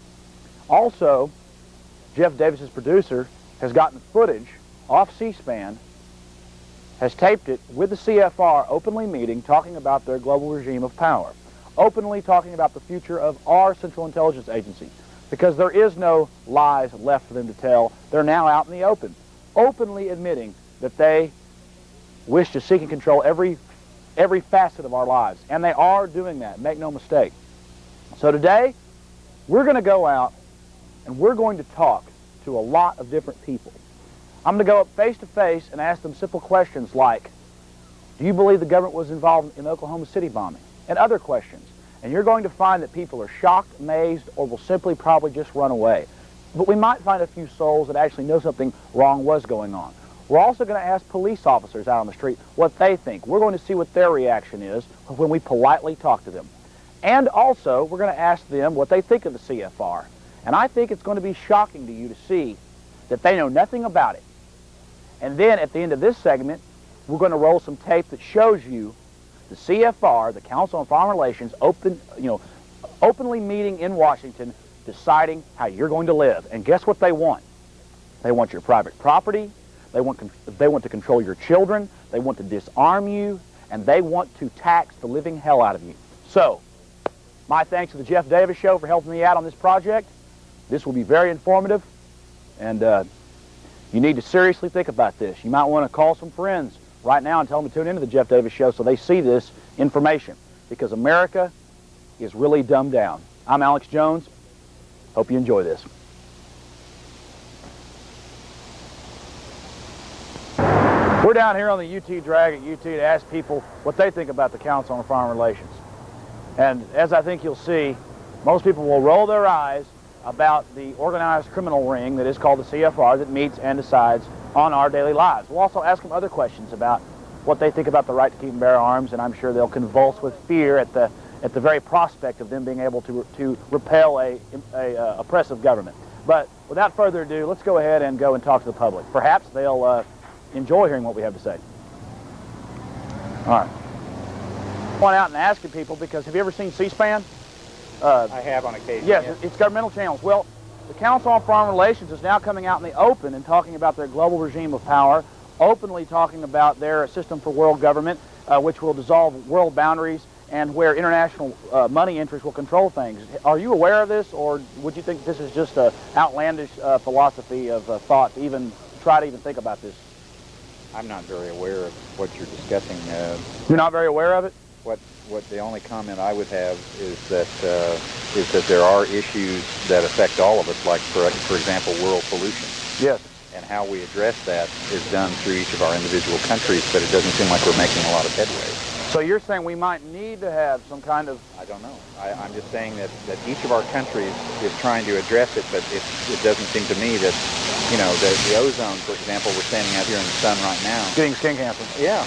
there is a problem there, and whether it's being addressed adequately or not, I have an 8-year-old son. I'm concerned for what happens to him in the future, and we just need to find a better way of addressing it. What that way is, I'm not sure myself. Well, that's great. Are you aware that CFCs have been replaced with HCFCs, which are also bad for the environment? And the only reason that that's been done, they could replace them with HCs, but they haven't, for the simple reason of that the chemical companies hold patents on the HCFCs, and that HCs are non-patentable. So really they're making us all convert to a new system, which is just as bad for the environment. I wasn't aware of that. Yes, see, but I mean, some of the alternative press, some chemists will come out and speak about this, but it's a $100 billion a year industry just in this country, and so that's why you really won't hear about it. That's something you might want to check into. I will. Thanks a lot for question. I'm not trying to sell you something. No, okay. No, I understand. I'm not trying to sell you something. Do you think the Second Amendment should be done away with? What's the Second Amendment? The right to keep and bear arms. Do you think we'll be safer as a disarmed population? No, actually not, because they'll always be the black market. And if we can't have it, then... Excellent point. There will always be a black market. Good point. I have one quick political question for y'all. This is for this will air on television. Let me ask y'all something. Are y'all familiar with what the Council on Foreign Relations is? Are y'all? Y'all don't know? Well, they're on C-SPAN, and they're deciding how our country's going to be run. So you might want to check it out sometime. Oh, y'all have seen me? Well, listen, the Council on Foreign Relations is real, and universities have laughed at it for a long time, but now they're openly on C-SPAN talking about their global regime of power. And on the television show that will be airing tomorrow night, on the Jeff Davis show, we are going to show, after this interview, what people say about it. We're going to show the CFR. You saw those people just laugh and giggle? They've been taught at UT never to ask questions. Y'all might want to tune in tomorrow night from 7:30 to 10:30 p.m. on Cable Channel 10 on Time Warner and check this out, because this is very, very interesting and also very informative. So y'all never heard of the CFR? Never heard of it. Never heard of it? No. Well, what are y'all's names? I'm speaking to the mic. Well, here comes asking people just simple questions, like what they think about the Second Amendment. Do what, sir? Y'all are from Brazil. Y'all have the right to keep and bear arms down there? Yeah. That's good. Need that down there. What do y'all think about America? Do you think America's a free country? Yeah. You do think it's free? Yeah. I guess we're free to pay outrageous levels of taxes. I'd agree to I'd agree to that. Well, listen, I appreciate y'all commenting on that. Okay, thank you very much. Have a good one. How are y'all doing? Questions are y'all familiar with the Council on Foreign Relations? CFR? People will usually laugh, like at UT, a professor will in government, if you tell them about the CFR, but C-SPAN. Are you familiar with C-SPAN? It's governmental channels on cable. And on C-SPAN, the Council on Foreign Relations is openly talking about how they pretty much control our government, and all the major heads of industry and government worldwide are members of it 99% of the time. And y'all aren't familiar with that? No. Well, see, that's a problem. We might want to think about that. Tomorrow night on a television program on Austin Access Television, we are going to be talking about this, and we're going to show how we've talked to 20 people, and nobody has known what it is. But when asked about politics, the people that do want to say something say, well, we should just give up our rights for the environment. One man didn't quite say that, but he kind of implied that. And that's kind of what their whole selling point is take away private property. Y'all might want to check into the CFR. Did y'all just see that? I asked that family there, and they had no idea what the CFR was, and then when they felt stupid because they didn't know, they go, well, I'll listen to both sides of the issue. What that meant is I won't know anything, I'll be lazy, but I'll neutralize myself and be a slave. That's what it's all about. Radio and talk show host, and I'm out just asking people real simple political questions. Do y'all feel that our government is actively involved in bringing in drugs to this country? I don't know. You don't know? I hope not. You hope not. Well, it's a $220 billion a year industry. Is that taxpayers' money? Well, they sure use a lot of taxpayers' money to so-called fight the drug war, but it seems like all they're doing with the drug war is watering down the Constitution and taking away our human rights. Pretty scary, huh? Yep. Have y'all heard of the Council on Foreign Relations? The CFR? Yeah. You have heard of that? Yes. And what do you think of the Council on Foreign Relations? Well, I don't like that idea. Oh, so you don't like the idea? First person to say that. So when Sandy Berger, member of the Council on Foreign Relations, said in New York City about a month ago on C-SPAN, when he said their global regime of power was moving along ahead of schedule on national television, on national cable television. You don't agree with that? Yeah, well, I guess I'm not really in politics, so good luck on your next visit. Fantastic. Hey, you got to fight back, not to be a slave. Remember that. How you doing, sir? Hey, I'm ready. I want to ask you just a question or two, sir. I want to ask you a quick question. Have you heard of the Council on Foreign Relations? Well, wait a minute. Have you heard of the CFR? Whoa, wait a minute. Which foreign relations? The Council on Foreign Relations. Well, do you have any particular foreign relations in mind? Think about the Federal Reserve. The Federal Reserve? Yes, the Federal Reserve. I don't know. I don't really have an opinion about it. So you really don't have an opinion about the Federal Reserve, but you know they set your interest rates? Yeah. They set the fractional reserve banking limits of all the other banks have to pay homage to them. And did you know that they're private? Yes, they're in the they're in the phone book under private businesses, but you'll never hear about that. Mm-hmm.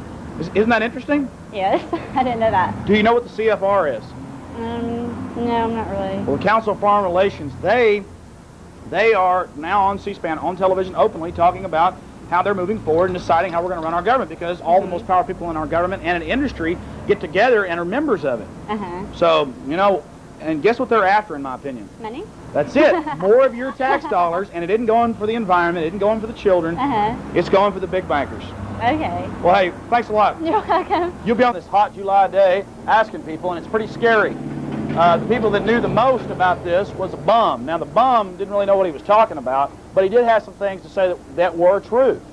He didn't really know how to articulate it, but that's the scary point. And if you want to say, oh, no, that just means you're a bum because the only person that agrees with you is a bum, no. The average people are too busy out shopping and doing things to simply turn on C-SPAN and see the Council on Foreign Relations openly talking about running our country. So let's go ask some more people. Maybe after 100 people, somebody would have watched C-SPAN and know that our government is being eroded and destroyed while a new centralized government, world government, is being set up. Now let's go to talk to the people. So you do watch C-SPAN? I have watched C-SPAN and other news channels and other forms of media such as NPR. Oh, National Public Radio? Yes, which I support. Now wait, I have one question for you. I don't mean to attack you on this, but I've heard NPR. They were the only people that agreed when in some major cities they had house-to-house searches, mock military drills a few years ago. Well, I haven't heard that particular story, but I do think that they are more willing than the major media to report anything controversial. They report a lot of, there are a lot of bad governments around the world, and they are willing to report on that corruption. But don't you think America is the central power in the world with the most tentacles? Depends on what you mean by tentacles. Okay, do you think America is, do you think our security agencies and our intelligence agencies are actively involved in the $220 billion narcotics industry just in this country alone? I think during the Iran-Contra scandal. Oh, only Ronald Reagan, I see. Not Clinton, and that's all stopped now, even though triple the heroin's flowing in, double the cocaine's flowing in. Actually, there was some involvement of Clinton in the Iran-Contra scandal, if you recall. Through Mina Airport. Yes, through Mina Airport. Now, I, as an average citizen, have heard the stories about that, but I don't think any of us have been allowed evidence to judge that. Well, then how do you have it with Iran-Contra? I mean, I do believe, too, that drugs were flowing in then, and that certain groups of our intelligence agencies were involved. But hold on. Now triple the drugs are flowing in. Now that more supply, that means that they're doing it more. Well, yeah, but you also have to understand that since the Reagan administration, the poverty level and the pace of devaluation, the economic pressures on those countries have also gotten greater. Hold on, so as well as the environmental causes to preserve the rainforest, leading to different ways of trying to make money. So anything bad that ever happens in human history after this is going to be Ronald Reagan's fault. I never said that. Well, but you're kind of, every person I talk to, they just, who does have something to say, then they start saying something about the rainforest. These same companies, and this is an opinion, these same companies that are out here telling us all day long that they love the environment, they're the ones cutting down the rainforest. No, what I think is that the problem in South America and Africa and a lot of the places that are impoverished is that it seems like no matter what you do, no matter what you try to protect, the people who get the money are the top few percent of That's because they don't have a base rule law of human rights. They have so-called community rights. That's why we need individual rights. I agree that they need human rights and they need individual rights just like we have the rights in the Constitution. But you get individual rights, wouldn't you agree, through individual rights, not through community rights? I mean, isn't that kind of an oxymoron? I'm not sure what you mean. Well, by we're always hearing that. community rights. We're always hearing. Well, they say that in China. They say that here now. In our country, they say, forget the individual. Everything is community. Well, if the person is the smallest unit of the community, then wouldn't that stand that we should focus on individual rights? I disagree. I think the framers of the Constitution meant that there were certain rights that were inalienable, even if the rest of the community disagreed with that. That's what I said, individual. That's what I just said. I understand. Do you believe that the Constitution was suspended in 1933, War and Emergency Powers Act? I think McCarthyism was probably the greatest example of that. But McCarthyism wasn't in full force. It was a Democrat, Franklin Delano Roosevelt, that suspended the Constitution in 1933 with the War and Emergency Powers Act. Well, I'm not very familiar with that. I do know, however, from... You just know McCarthy's bad and Ronald Reagan's bad. And You're putting words in my mouth. well, I'm not sitting here defending the Republicans. I'm just saying it's funny how that's how they got it working on us. People are obsessed with only one group and then never really see the true viper that's in our midst. Would you like me to answer the Sure, question? go ahead. On NPR... Oh, NPR told you? I'm sorry. On NPR, yes, I'm quoting NPR recently, they stated that there were a number of constitutional challenges that were made before the New Deal could go into effect. And I think that's where you see a lot of the collectivism over individual rights come in. Yes. So I agree with you on that point. As Fantastic. far as the War and Powers Act, I have no understanding. You better check into it. That is the law by which they've set up a parallel government that's not even secret anymore. One more quick question. Are you for the right to keep and bear arms, the Second Amendment, or do you believe that we should disarm the general populace? I believe that the populace should have a right to keep and bear arms, although I feel that the framers, while they tried to look forward as far as they could, did not look forward to today. I think you have to ask yourself two questions. There are two forms of arms that you need to wonder if people need to have. One's a handgun, which has been attacked. The other is a nuclear weapon. Would you be for your neighbor having a nuclear weapon? No, I don't think anybody was talking about a neighbor having a nuclear weapon. I would like to have weapons that the average criminal has so that I can oppose them. Well, I'm just saying, I mean, either you are for the right to keep and bear arms or you're not. If you're going to say that we need to keep I think we should all be able to have Death Stars, too. Have you ever heard of the CFR, Council on Foreign Relations? No, I haven't. You've never heard of the CFR? No, you haven't? What do you think about the Second Amendment, right to keep and bear arms? Think we should get rid of that? I think people have the right to have a gun. You do? Yeah. I think Wow, they that's know good. How to use it, if they should Yeah. Well, why do you think the government wants to disarm the people? Probably because there's too many dangerous people out there. Well, but why isn't the government controlling the criminals? I don't know, because they're too wild. It's hard to control them. There's no real way to control them. Yeah. Well, fantastic. What do you think of the CFR, man? Never heard of it? No. I hear you. Take care. Let's get How y'all doing? Can I ask y'all a quick political question to be on a documentary? How y'all doing?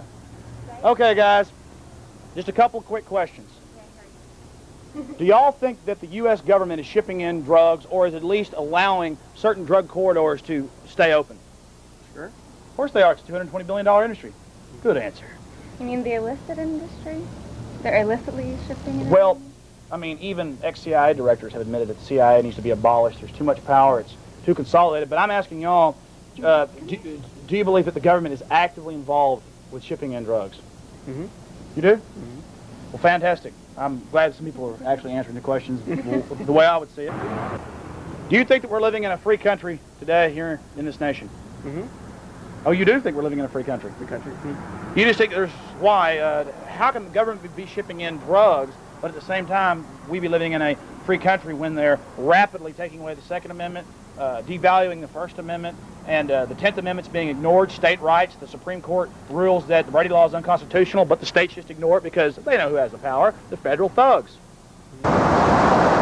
Here we are at the headquarters of the Austin Police Department, and I'm going to try to talk to some police officers and ask them what they think about the federal government more and more controlling how they serve the public and if they think that that is an infringement like the Supreme Court does. And I might also ask them why the states and locales are choosing to ignore the Supreme Court rulings on the Brady Bill and other things being unconstitutional according to the 10th Amendment. Now, let's go ask.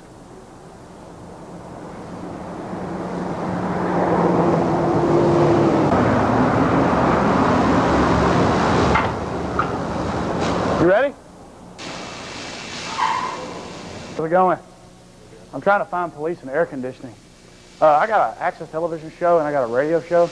My name's Alex Jones, and all I'm doing is I just want to ask police what they think about the Supreme Court trying to strike down the Brady law, and I wanted to ask anybody, I don't even care if it's a spokesman, just any person, if I have to, I'll go to a 7-Eleven and ask a cop, just what cops, average cops think. Like, what do you think of the, let's say, did you hear about how last Friday, or 2 Fridays ago, the Supreme Court struck down the Brady law saying that it was unconstitutional as a 10th Amendment states' rights violation? And then I personally was shocked by how the local police forces all over the country and... Turn off that camera anytime. You want to turn off the camera? Yep. Cameras aren't allowed in here? I don't want to be photographed. Oh, you don't want to be photographed. Okay, is it all right if he aims the camera at the ground and then I just get your voice? I don't like the way you went about this whole thing. Okay, well, anyways, I'm sorry, I didn't know I was breaking. The camera's going and everything else going, so I didn't know what was going on. Well, I'm in the media. It's not? They didn't really tell me. I'm sorry. Well, I mean, 7-Eleven's up, they probably won't want to talk to me either. I don't know. I didn't think y'all was the Gestapo or anything. I just was trying to talk to whoever.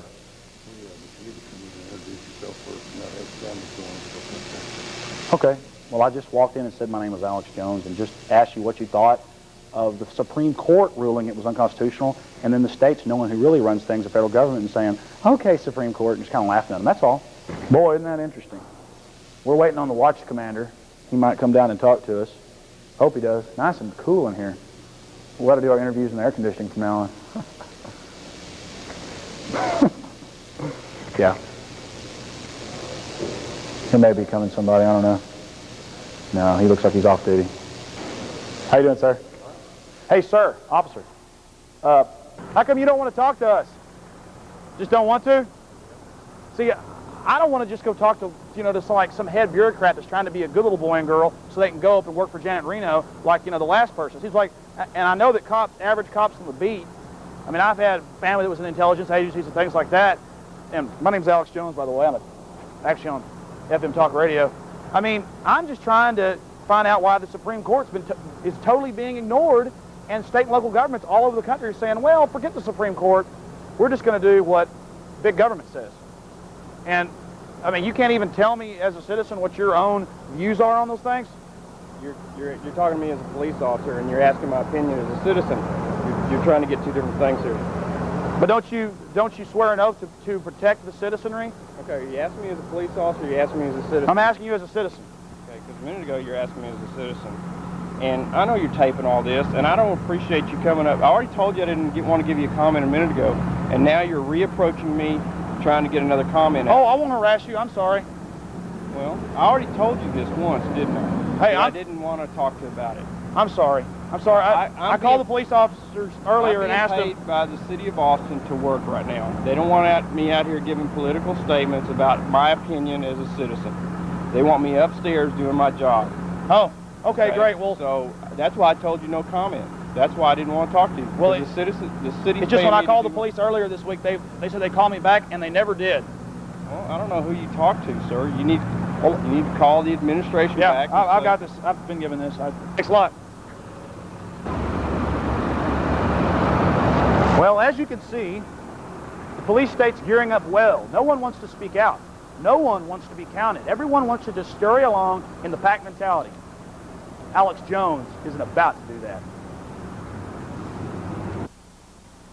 Well, me and Jeff Davis' cameraman, we've been having some trouble finding police that want to talk to us. But what we have been able to do is find plenty of cameras that are sprouting up on lots of your major intersections and highways here in Austin, Texas. Why? Here's 2 telephoto cameras now. right here for us to enjoy, peeking in, making sure we behave ourselves like good little children should. Ah, yes, smart highways are on the way too, and the thumb scanning systems have been put in 36 of the 50 states now and are integrated into the National Security Agency under the control of NSA and CIA under that branch, hooked into the National Surveillance Center and the National Identification Center. Big Brother's growing stronger day by day, and no one wants to talk about it. And when the Supreme Court says something's wrong, like the 10th Amendment violation of the Brady Bill, everyone just ignores them. Well, go back to your football games and your cheeseburgers. This is the world of love. Now back to more corruption. Ah, look at them. Beautiful little cameras. And you know they're putting... Oh, and also, here we are, just about 150 yards away from the nice cameras. There's a Texas Department of Transportation. And no wonder they have one of their nice little camera pods watching over us as we speak. There's cameras over there on the highway, and there's camera right there in that camera pod looking at us on the corner of that building. Yes, Big Brother always likes to have lots of cameras around their happy little places so they can watch us and make sure we're being good. But don't worry, they're not going to round up those violent criminals. Oh no, those are at a premium, because if we have to have criminals that are terrorizing us, or we won't beg to have our rights taken away. That's what it's all about, my friends. Now, let's go to a shopping mall here in town, and let's see what people have to say about CFR out of control, about the Gulf War syndrome, and about many other interesting facts that have been proven now, but that people refuse to admit exist. Let's go check it out. Number one, do y'all think that our federal government and its security agencies are allowing massive amounts of drugs to at least flow into this country? I've heard many theories on that, things like that. I don't know if I believe it or not, but I've heard a lot about that. So. Well, yes. I wouldn't put it past them, I guess. Well, it's a $220 billion industry just in narcotics alone. What do y'all think about the Second Amendment, the right to keep and bear arms? I think it's a good right. You think it's great? Of course, man. I mean, that's why they don't like Generation X, because they know we're really not slaves like they want. Yeah, we know what we're going to do. Fantastic, because y'all aren't afraid of law-abiding systems with firearms, are you? It's the criminals we should be afraid of, and the federal government. They're going to have the guns either way. They're going to have the guns either way. Yeah. Okay. Are y'all familiar with UN biospheres and how 25 of our national parks have now been turned over to international control, which is directly controlled by foreign banks? No, I haven't heard of that. That's pretty wild, though. You hadn't heard of that? I have not heard of that. Pay that much attention to it, man. I wish I did, but we don't. You got to speak out against evil now or submit in silence later. Well, just one more question. Do y'all think do you think the country is more of a free country now than it was 10 years ago? Yes. It definitely is. In some senses. Well, sure. Free. I mean, in my opinion, you would be free culturally with sex and things like that. It's a lot more open-minded. Yeah, open-minded to things that are nebulous and surface-oriented. Do you think it's open-minded when it comes to them what do you think about cameras being put up at lots of major intersections and being integrated with the federal? That's a cheap way to give a ticket, I think. I mean, you got it. Gonna slap Control, exactly. Make more money. I don't like that. You don't like that? What do you think about the thumb scanners that are being put in to get a driver's license and the same systems? I don't like that. It has all your information on your driver's license. You slap your thumbprint on there, it has all your information. And did you know the same system's being put in New York and their banks and in Atlanta, Georgia, and it's all integrated? What do you think about business and the federal government having the same system that's integrated in Langley, Virginia at the National Security Agency headquarters and at the National Surveillance Center and the National Identification Center? Wow. Big Brother. That's a trip. That is Big Brother and a half right there. And why is no one talking? Okay, last question. In y'all's opinion, why does the mainstream media not want to alert us to the police state? I don't know. Because, I wish I do. Because 267 million Americans, even though a lot of us don't make very much money, altogether taxing us over 52% on average, they're making one hell of a lot of money. $360 billion in foreign interest payments to the foreign banks, i.e. foreign governments, last year in 1996. Think about it, man. Thanking our government, man. Oh, that they love us. Oh, yeah. They help the children. But then again, government is just like a set of laws. It's force, it's power. To help our society you get along. You can't not have government. It has to be in a, there has to be some government, but I agree, it's getting out of hand. It's getting worse and worse, and they control more and more these days. That's right. They're the radicals. They're the radicals. All I'm saying is I want government to stop growing. Guys, fantastic interview. This will be on the Jeff Davis Show tomorrow night from 7:30 to 10:30 p.m. on Channel 10. I will watch it. Thanks a lot, guys. Yeah, thank you. He got his food. He don't want to talk about the Nazis taking over. See you there, people. Bread and circus. I saw that guy on purpose. He had his food in his hand. He did not want to talk. See that, folks? He had food in hand. He did not want to talk. Bread and circus, baby. But you agree. Waco. Did you see the film Waco Rules of Engagement? No. They show the FBI machine gunning the people and catching the place on fire? Really? Yes, that was... I didn't miss that. The Augsburger Statesman had it on its cover page, and, and even itself. But then they said, well, the feds were just mentally ill. Is all they said. Oh, really? Yeah, that happens sometimes. I mean, it's either postal or. Yeah. So the feds are out. Yeah. Well, I appreciate that information, sir. Oh, sure. You know, Branch Davidian. I thought it was kind of cool, just, them holed up in there for a while, and, they waited their time until it was just getting out of hand. I mean, financially, I just thought it was a huge waste of money, it's just like, just back out of there and wait, and then, pick them off the streets later on. It's not like they're going to stay holed up in there the entire time. I probably would have just left them be and just wait for them to come out on their own volition. I mean, for them to camp out in front, for, what was it, a month and a half, 2 months? I don't remember. Yeah. But, I just thought that was playing crazy the sounds of squealing, dying rabbits and Nancy Sinatra with demons talking in the background, heavy metal music, 24 hours a day with blaring lights, and then to pump in thousands of gallons of a banned chemical weapons CS gas. Yeah, that wasn't too nice, was it? It's not really the nice factor. I mean, sometimes you do what you have to do, but it's the financial factor. But Hitler didn't do what he had to do, did he? No, Hitler was evil. Because he killed people. Oh, well. And that's wrong. Yeah, well. Was that a government out of control? Government out of control, yes. Sorry to interrupt your classic viewing, but here is Jeff Davis. What is it? Legendary Jeff Davis Show. And what should they do? Well, subscribe to... I got to make my proper Okay, go ahead. Go ahead. Legendary Jeff Davis Show, baby. From Central Texas, USA. Best in the world for 30 years. And you're watching some 25-year-old... We're watching Mike Hanson Archives here on Facebook. Now, Mike, tell us about your... Okay, well, you don't interrupt. Let's go right back to Jeff Davis. All right, this is Jeff Austin, Texas. We are back. And we just saw the video there with Alex and Mike on a little tour of the Jeff Davis Show. That was yesterday. And a few more tidbits here. Well, go ahead. Hit him with that first. Well, at the first of the show, Jeff talked about how he went up north to the Mammoth Cave. And I have to admit, offhand, is this in Ohio? Kentucky. Kentucky? Yeah. Okay, I was there when I was a little kid, but I totally forget. I've been there in Carlsbad and all those other places. It says, Cave Country, Tourist Guide, Mammoth Cave, World Heritage Site. Well, that kind of, that kind of sounds neat, doesn't it, there? Well, you open it up, and I guess we'll get a close shot of this again. You are always welcome at Mammoth Cave Hotel, Mammoth Cave National Park, International Biosphere Reserve, a World Heritage Site, longest cave system in the world, over 340 miles. Okay, this is a national treasure. We still pay to upkeep it, but we just turn it over to the UN because it's a fist of the international banks that hold all our debt now.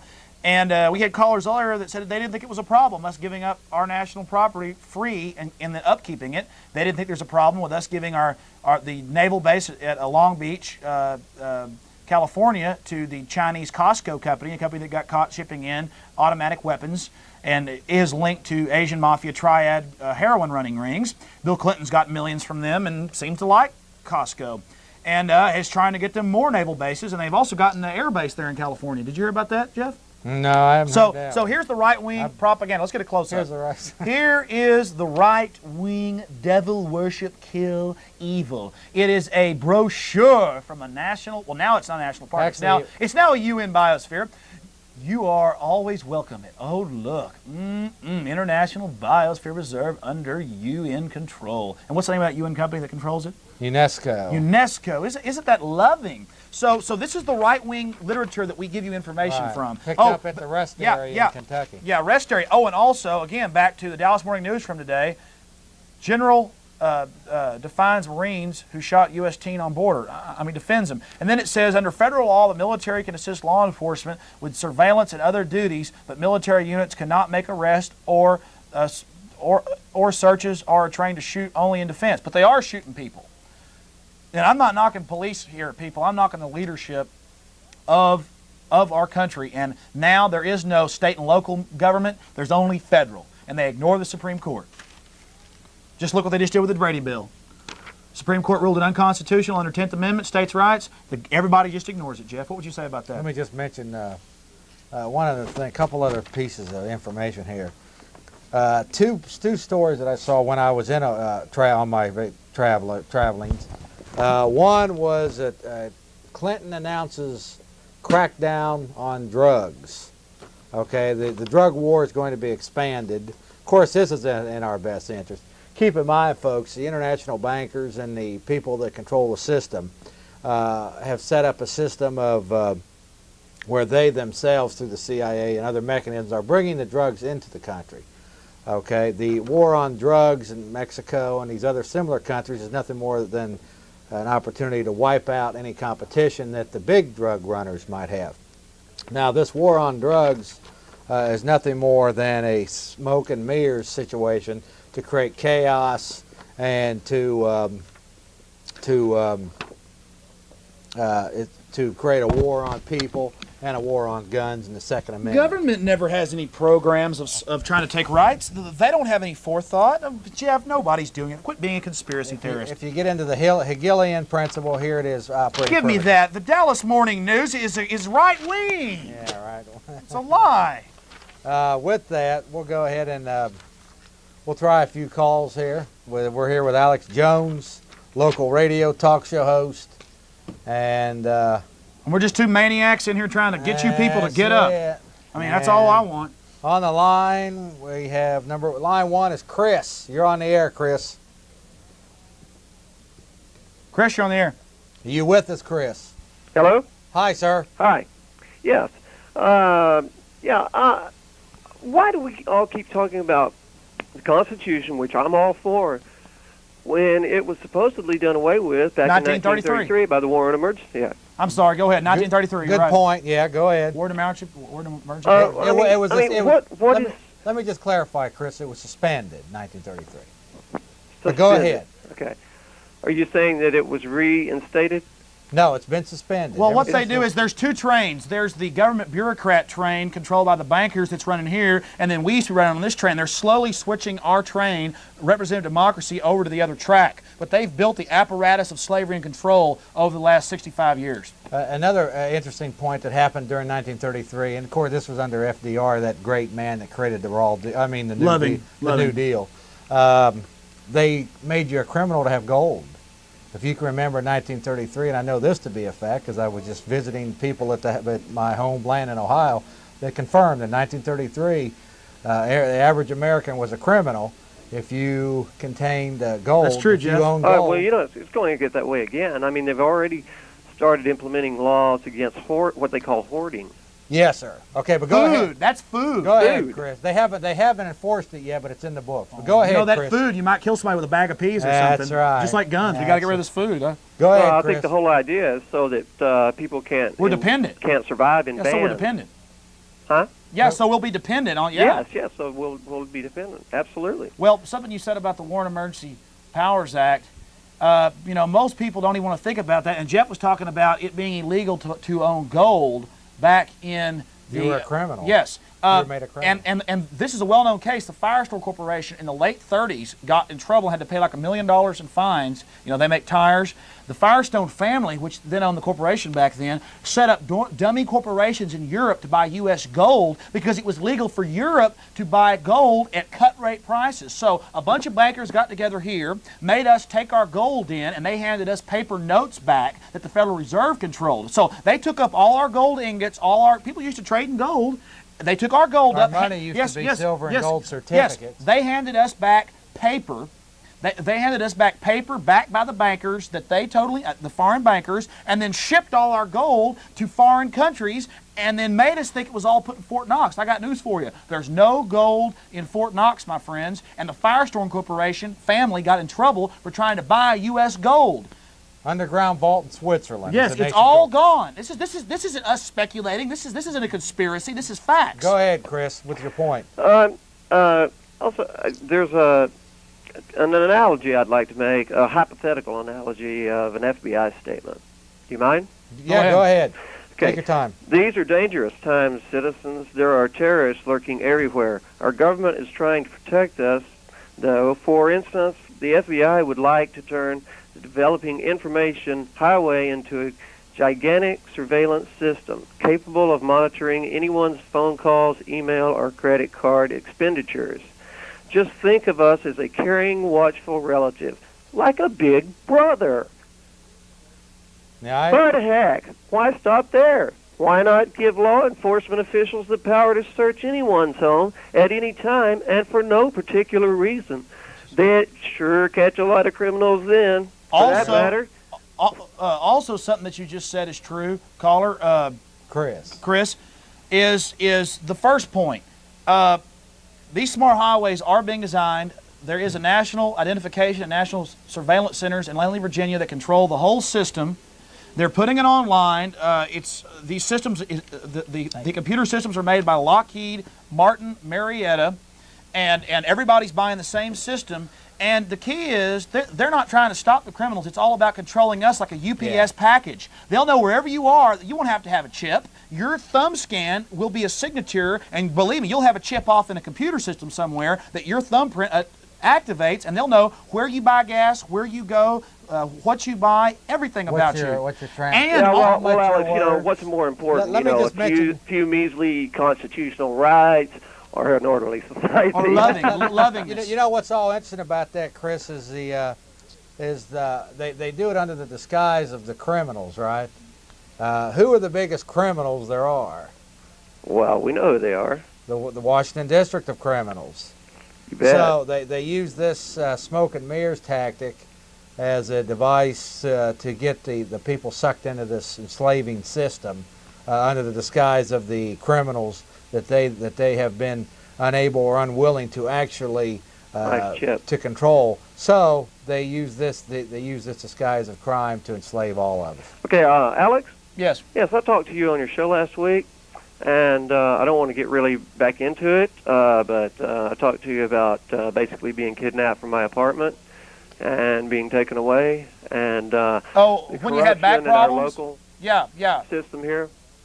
So you had a back problem, and your girlfriend called 911, and they tried to say you were on drugs. That's exactly right. And got treated for an overdose, which I had not. I was totally coherent when I collapsed.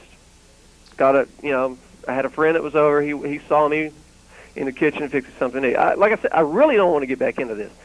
But it's really hit home with me about how much the evil regime has hit down on the lower levels of, getting down into the levels of what I was talking about. I really don't want to name any names that I named last time.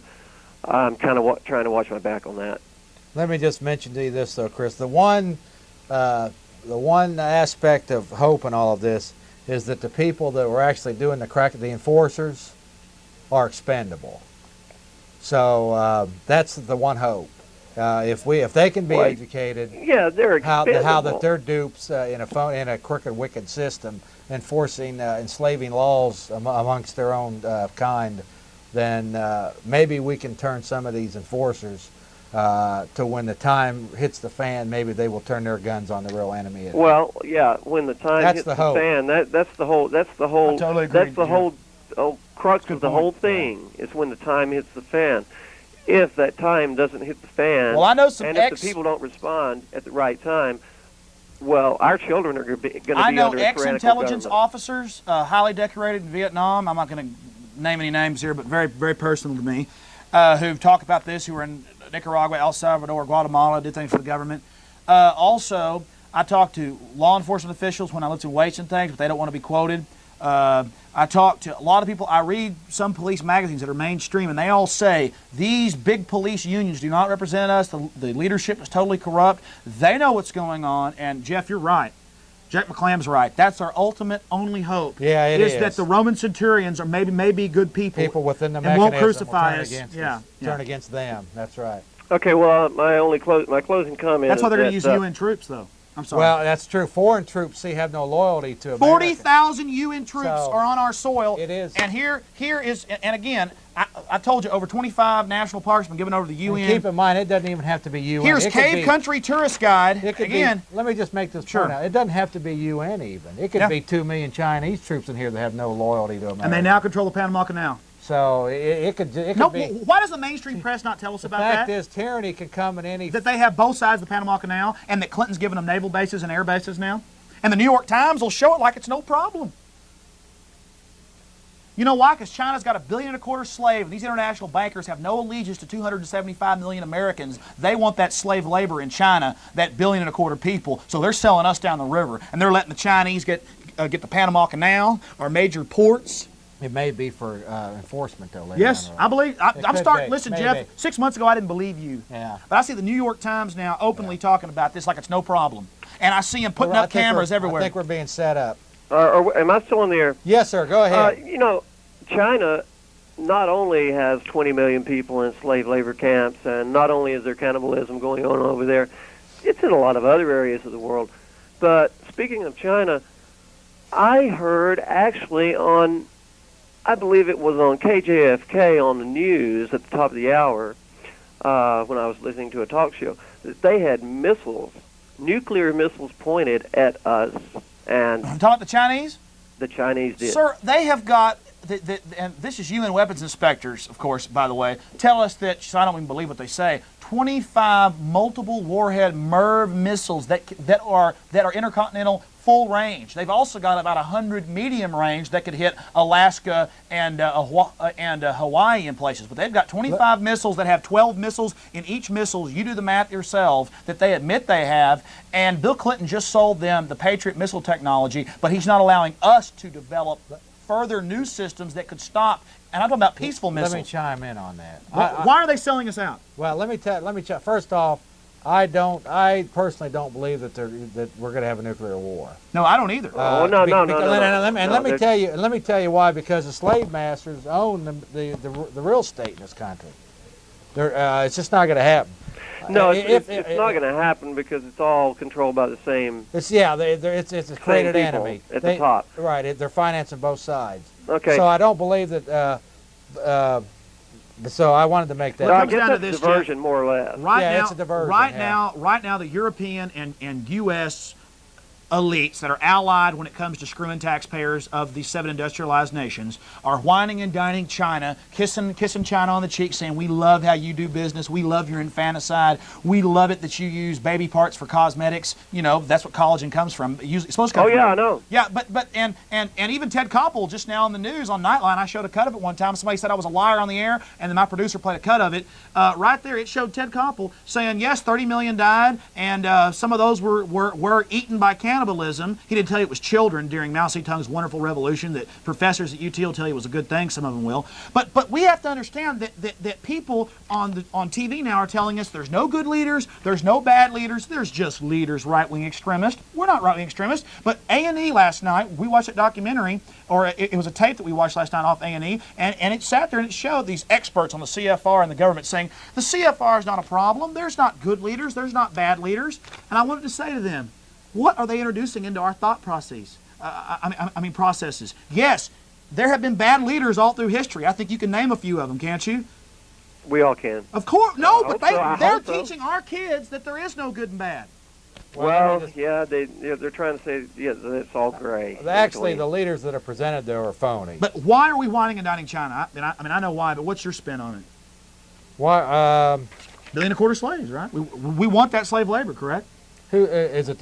But is it the IMF that's doing it? As far as I heard, the IMF had the claws on China. Yes, every government there is. All of the industrial. It could be that they are going to use China as part of the Chinese military as part of their coup. against the. You know, look at it this way. Alex. We've got many of our troops now in Bosnia, Peru, and all over the world enforcing what I believe world order policy.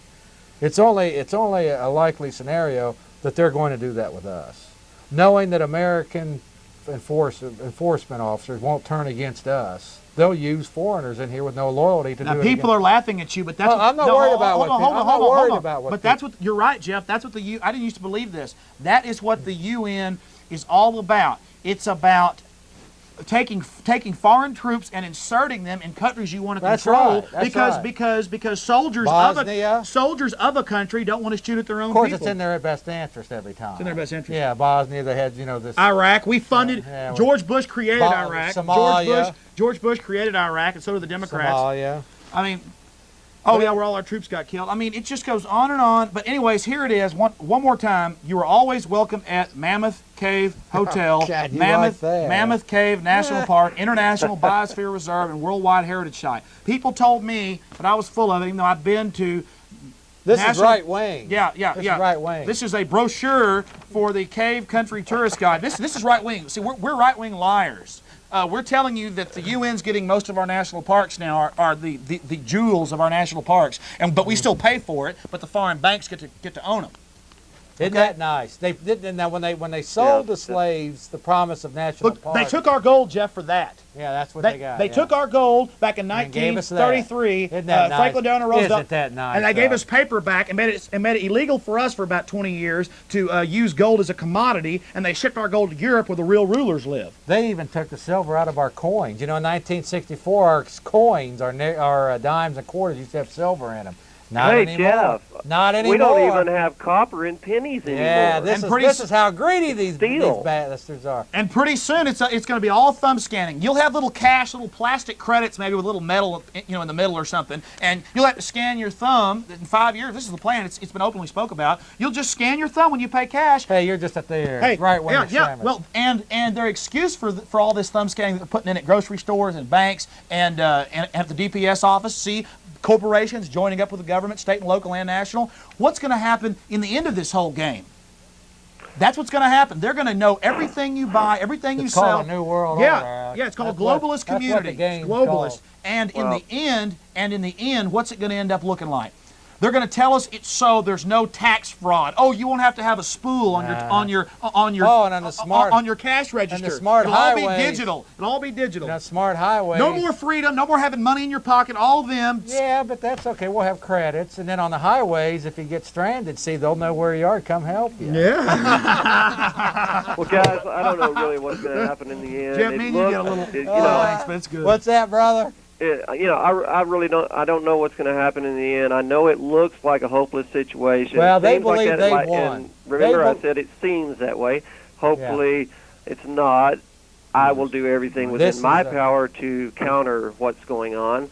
But Big Brother is in power. We are in a police state, and I've seen it in action. Have been for a long time. It's not something that's coming. Let me tell you. I'd rather be a dead man in my grave than a puppet or a slave, and that's about all I have to say. Hey, okay. Your first name's Chris, right? Yeah. You're still Chris. Yeah, Alex. I talked to one of your producers. One of your producers called me, last week.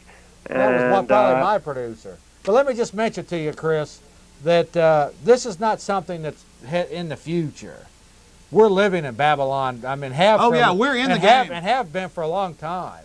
And how they do it is they hand power to petty minions, their little enforcers, whether it's UT professors, that spout the socialist line that tell us it's good for us. No matter who it is, the so-called environmentalists that make excuses to take our private property and give it over to international bodies.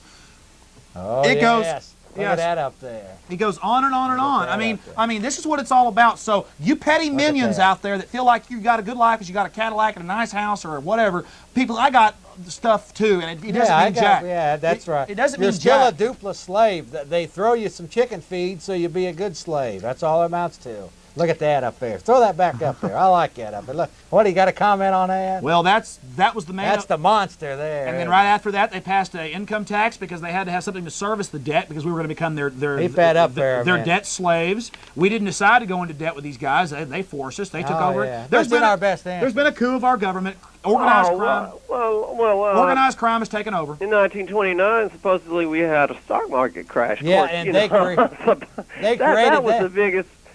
They created that. Of course they created that. Mike, are you familiar? Nightline won't tell you that. Have you read Churchill's memoirs? I would have to say they're in like 3 I'm different not published that books familiar, because no. different people have them. In there, he talks about how when he came to visit in the great stock market crash on that black day, he talks about how J.P. Morgan brought him in and said, "Watch my power," and they called in the short-term stock trader loans. And the whole system fell, and then the banks who had been loaning out lots of money suddenly restricted money on purpose and did it for years and years and years to drive the American people into submission. $8 billion. Yeah. Then they took up all the gold because they turned us into slaves then, and now we're just seeing how they're wanting to put more and more. They're using technology. Hey, another thing too. Technocracy. When the system went down, who do you think bought up all the homes and the farms and the consolidation of power? That's Old it. money seeks to destroy new money. They don't. They want. What's that there? A super. Oh yeah. A super state controlled by internationalist bankers. You know about that, Chris? Looks familiar. Go ahead, Alex will read it too. A super state controlled by international bankers and international industrialists acting together to enslave the world for their own pleasure. Representative Lewis McFadden, Democrat, and there were also so there were people from both parties, lots of them who were talking. I mean, in fact, they tried to vote in the Federal Reserve Act 3 times. Yeah, and it got defeated. Finally, they all voted. Well, you know what at they midnight. did? They voted at midnight when everybody was gone. Yeah, but they had 2 bills. One they gave the Democrats, and one was like the House Banking Act, and the other one was the Federal Reserve Act. One was for the Democrats were presenting, the other one was the Republicans presenting. And of course, the president that won was Woodrow Wilson at the time. And he signed in the Federal Reserve Act in 1913. Why would our politicians do that? Let me just mention Why would our politicians do that? That created the central bank, and 2 months later we created the federal income tax. Now why? Now think of everything that's happened since that central bank. These are parasites, people. Income tax. Think about that. All the wars we've had that they financed, the debt that's piled. They created Hitler. Henry Ford gave Bill Clinton. Adolf Hitler. Adolf Hitler. Excuse me, I slipped there. But you're a theorist. $20,000 gift on his birthday and made millions of dollars in his ball bearing factories. But you're a theorist. Yeah. Well, are you sure that Janet Reno is not the daughter of Adolf Hitler? Well, I think she is. Listen to this. Here's another fact. Hey, I'm just another wacko. Put the Bolsheviks out there, okay? back up on there. The Bolshevik Revolution, over $200 million that is traceable, went to the Bolsheviks from the Bank of England, Chase Manhattan and Citibank, J.P. Morgan interest, Rockefeller interest, Arm & Hammer interest. We sent them hundreds of millions of dollars. Who's that leader? That's Lenin. From the turn of the century, on MTV, the new thing is... Boy, you're a theorist. Yeah, that's... Hey, on MTV... Oh, yeah, the new thing is... hold on. Look at Mike Tyson. Look at Mike Tyson. He's got mousy... Hold on. Look at Mike Tyson. He's an idiot, but he has mousy tongue on his arm. Yeah. You watch the MTV Music Awards, you see Lenin's picture on I everybody's don't watch shirts. that crap, but I know about it. No, I know, but what I'm saying is I didn't even know this. I was watching MTV, and half the rock stars were wearing Lenin shirts, Trotsky shirts, all these communist leader shirts that killed 50 million people, and one black guy was wearing a Stalin shirt. And then you got, it's just incredible. Yeah, and they got it tattooed onto their own bodies, too. Yeah, they're just tattooing murderers all over them, but UT tells us here in town, hey, if they're communists, they're okay, but if they're another kind of murderer, they're bad. Oh, and Chris, one other point. The bankers created the communists. Let me, they did. Did you realize how far we've been into communism in the last 70 years? But wait, communism is for the people. Bankers wouldn't want that. No, but most people don't. Communism isn't communism. It's an excuse to take your wealth, and the bankers are international. So they make this country communist, take everybody's wealth, make this country communist, take everybody's wealth, make this country communist. If people don't want communism, they repackage it as love, good children. That's just communism. And then they take everything there. They're taking your money. Let me just mention this. Let me just mention this. We have been in, if you study communism, the central bank, the graduated income tax, the the public schools, free schooling for the kiddies, the property tax. Put them on Ritalin. We've had all of put this them on now Prozac. for 50 years. Put them on Prozac. Now, what were we supposedly in Vietnam fighting for? Oh, the spread of communism. Yeah. Well, we got to stop those communists in Vietnam. We can't. 10,000 miles But our away. generals told them go into Cambodia, defeat the enemy. But no, we can't defeat them. We can't defeat created enemies, baby. That's how they operate. These guys are some slick bastards, I'll tell you. Oh, you got to hand it to them. They are. Wait. I have to say one thing. We are not being conspiracy theorists right now. Yeah, though. you're a theorist. If you read the history of the French or the Germans or the British or the Swiss, but especially in Spain too, England and France would get together, their kings, and say, let's have a war because our people are uprising. And they would have a war. They would have a war. Enemy. What's this one here now? Read that, Alex. I can't see it from here. It was not accidental. It was a carefully contrived occurrence. The international bankers sought to bring about a condition of despair here so that they might emerge as rulers of us all. Congressman Lewis T. McFadden, a great patriot congressman. He really was.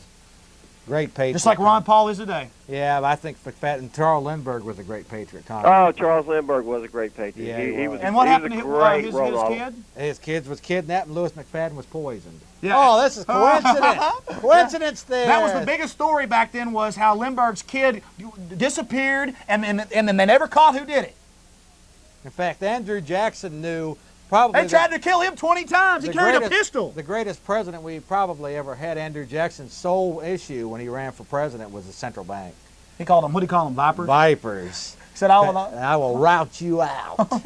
But it's not taught anymore. Our whole Constitution is about keeping tyrants out of this country. One other thing I want to... You know, a big problem is people in this country, unfortunately, I've noticed, and even when I was in high school, they're not being taught where they came from. They're not being taught their history. Of course. Hey, keep that up there. We want to read that. Yeah, back that up. The Federal Reserve definitely caused the Great Depression by contracting the amount of currency in circulation by 1/3 from 1929 to 1933. They put the pressure on us, and then in 1933, when we finally had succumbed, we're flopping around begging, they said, you know what? The raw deal. You know what? Yeah. You know what? We had finally given up by 1933, and that was a Nobel Prize winning economist that said that, back when that wasn't totally corrupt. Oh, and now all back when that wasn't. Now all our economists, they've increased the price. Yeah, now they're CFR too. Anyway, Chris, we're having fun here, brother. Yeah, well Alex, we got the FBI stalking us, but we're in a good mood. Yeah. Well, you know.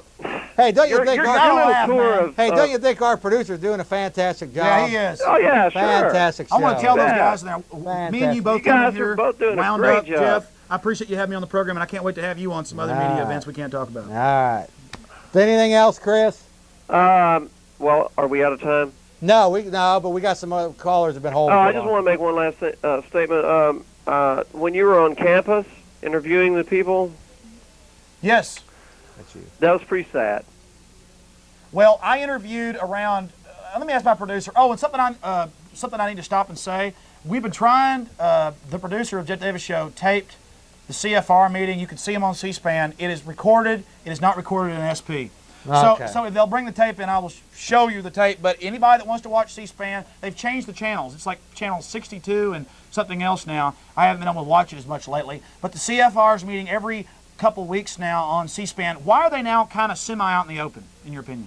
Because they've gotten too much exposure, and what they're doing now is through these public hearings on C-SPAN, they're soft-soaking it and saying, look, we're not secret, we're on C-SPAN. But that's not the real meeting. That's a little play meeting. Yeah, that's a play meeting. That's not really what's happening. It's just a little play thing, and they're introducing it as a harmless little organization. And then you see documentaries from CNN to A&E to Discovery Channel, and they all say, it's not a big deal. There is a CFR. There are powerful men and people that are used to controlling billions of people. That was on A&E. We saw the documentary. No big deal. And there's not bad leaders. There's not good leaders. No big deal. There's just leaders. And there's also mammoth caves turned into international biospheres here in this right-wing literature. Yeah. Oh, the horrible. I mean, let me just one more time. I'm mad at you. How dare you? Let me tell you something. Right-wing. I'm going to tell you something. How dare you using Cave Country Tourist Guide? Boy, this is right-wing extremist stuff. Oh, my. Man, let's that's get- militia type stuff. I mean, this there. is just the most evil thing. I mean, That's look at that. militia Mammoth type. Cave National Park, International Biosphere and World Heritage Site under UN control. Isn't that Largest cave in the world. Oh, isn't that lovely? Isn't that one? That's just wonderful. They're going to take good care of them national parks. You bet. Just like they did, like they got us in the Korean conflict and the Vietnam War and starving people in Iraq. They're going to take good care of them parks for us. And listen that what the slaves listen were what forced the, to pay listen for. what the UN runs now, and what we've given them, but we still pay for it. We pay for these parks, but they just get to run them. Services and accommodations, handicap accessible facilities, motel motor lodge. Oh yeah, they're going to take good care. I mean, it just goes. I mean, everything. They're taking over almost all our parks. And Clinton says, "Hey, you farmers that got this land in Utah, tell you what, 1.7 million acres is off limits. That clean burning coal can't be mined, and Chinese and Indonesian coal stocks double because they got the other clean burning coal." That could be it, yeah. And you know, that's the funny thing. The only place, so I can prove Boy, that. it's hard to keep up with all the shenanigans So I these can. guys are. Well, there's so much money in screwing people. Yeah. I mean, when you got Hey, a bunch. Chris, I appreciate your call, brother. When you got a bunch of dupes that are bending over to anything and think it's stupid to care about their paycheck being siphoned off by some international banker, then it's, imagine we're just laying open saying, "Please rape me." Most of them don't even realize that it's happening. Yep. But that's okay. What do you call human? Oh, it's okay. We're just animals. I Yeah. mean, who cares if we die? Who cares if the Chinese are Just roll over, baby. Who cares if the Chinese are melting down baby fat so these Hollywood starlets can inject their lips with premium grade collagen? I got a question for you. This is the deep question. If Dave Rockefeller called you up and said, "Alex, we'd like to have you come on down to some of our Well, that ain't gonna trilateral happen. commission That ain't meetings." gonna happen. But They what gotta- if they did?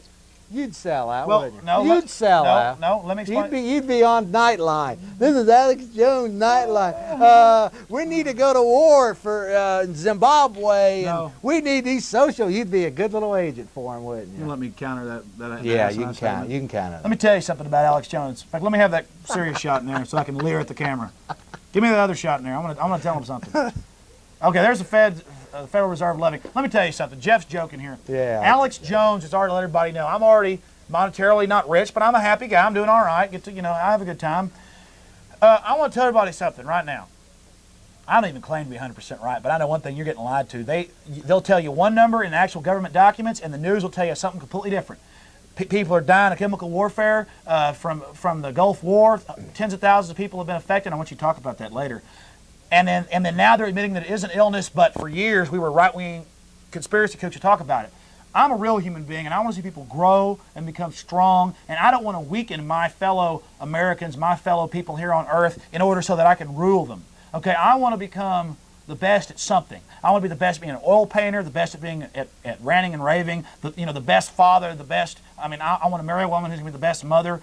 That's what I want, and I know. No, I'm not like these organized criminals. You mean like what's up there? Now Yes. read that. Now read that one to us. We are on the verge of a global transformation. All we need is the right major crisis, and the nation will accept the New World Order. David Rockefeller. And I wish we could play. They've got the tape in there. Let's play. Let's just play with audio. George Bush saying New World Order. It's not us talking about New World Order. Well, they'll get to it. Let's get to some calls. Yeah. So did you Yeah. defend yourself? Well, what doesn't it really come down to whether somebody has a conscience or not? Well, I don't. These guys. I don't get a thrill. These guys are selling. I don't get a thrill. And I've dated girls back when I lived in Dallas who only cared about money and everything, and only cared that I drove a really nice vehicle, and that I had, and that where I lived, I had that I lived in I had a couple rooms myself, my own, bath. I lived well, golf course a bit, and boats. That's all they care about. I learned those kind of women weren't good. I learned that the fake guy who just cares about his vehicle and his nice house, I learned those aren't nice people. It doesn't mean give up your freedom, give up your goods, don't care about possessions, but don't make that the only thing. Oh yeah, People, liberty and liberty. Yeah, means being a human being and letting that God do it dignity, himself. Let them liberty. be human. But let me ask you though, doesn't it really come down to conscience as to whether? Yes, I mean these guys up there on Nightline. They're putting our kids on Ritalin. They're fixing to approve No, but I'm talking Prozac about for the- 4 and I'm over. talking about I the- know they're destroying generations. No, I'm talking about the propaganda mass. Yes, our government shipping in heroin. Rather, Jennings, these guys, they're just selling out the They're nation. petty sycophants that are into their own power. Yeah, and I'll tell you, and they're getting about $5 million a year. I mean, Alex Jones likes to get on here and rant and rave and be seen.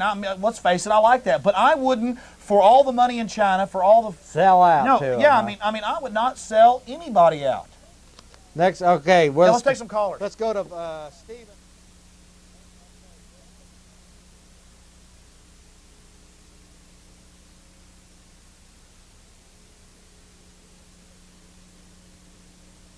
which is that America's government and America's corporations are now very active on an international scale, and legitimately this produces concern and reaction from a section of America that was isolationist back in World War II.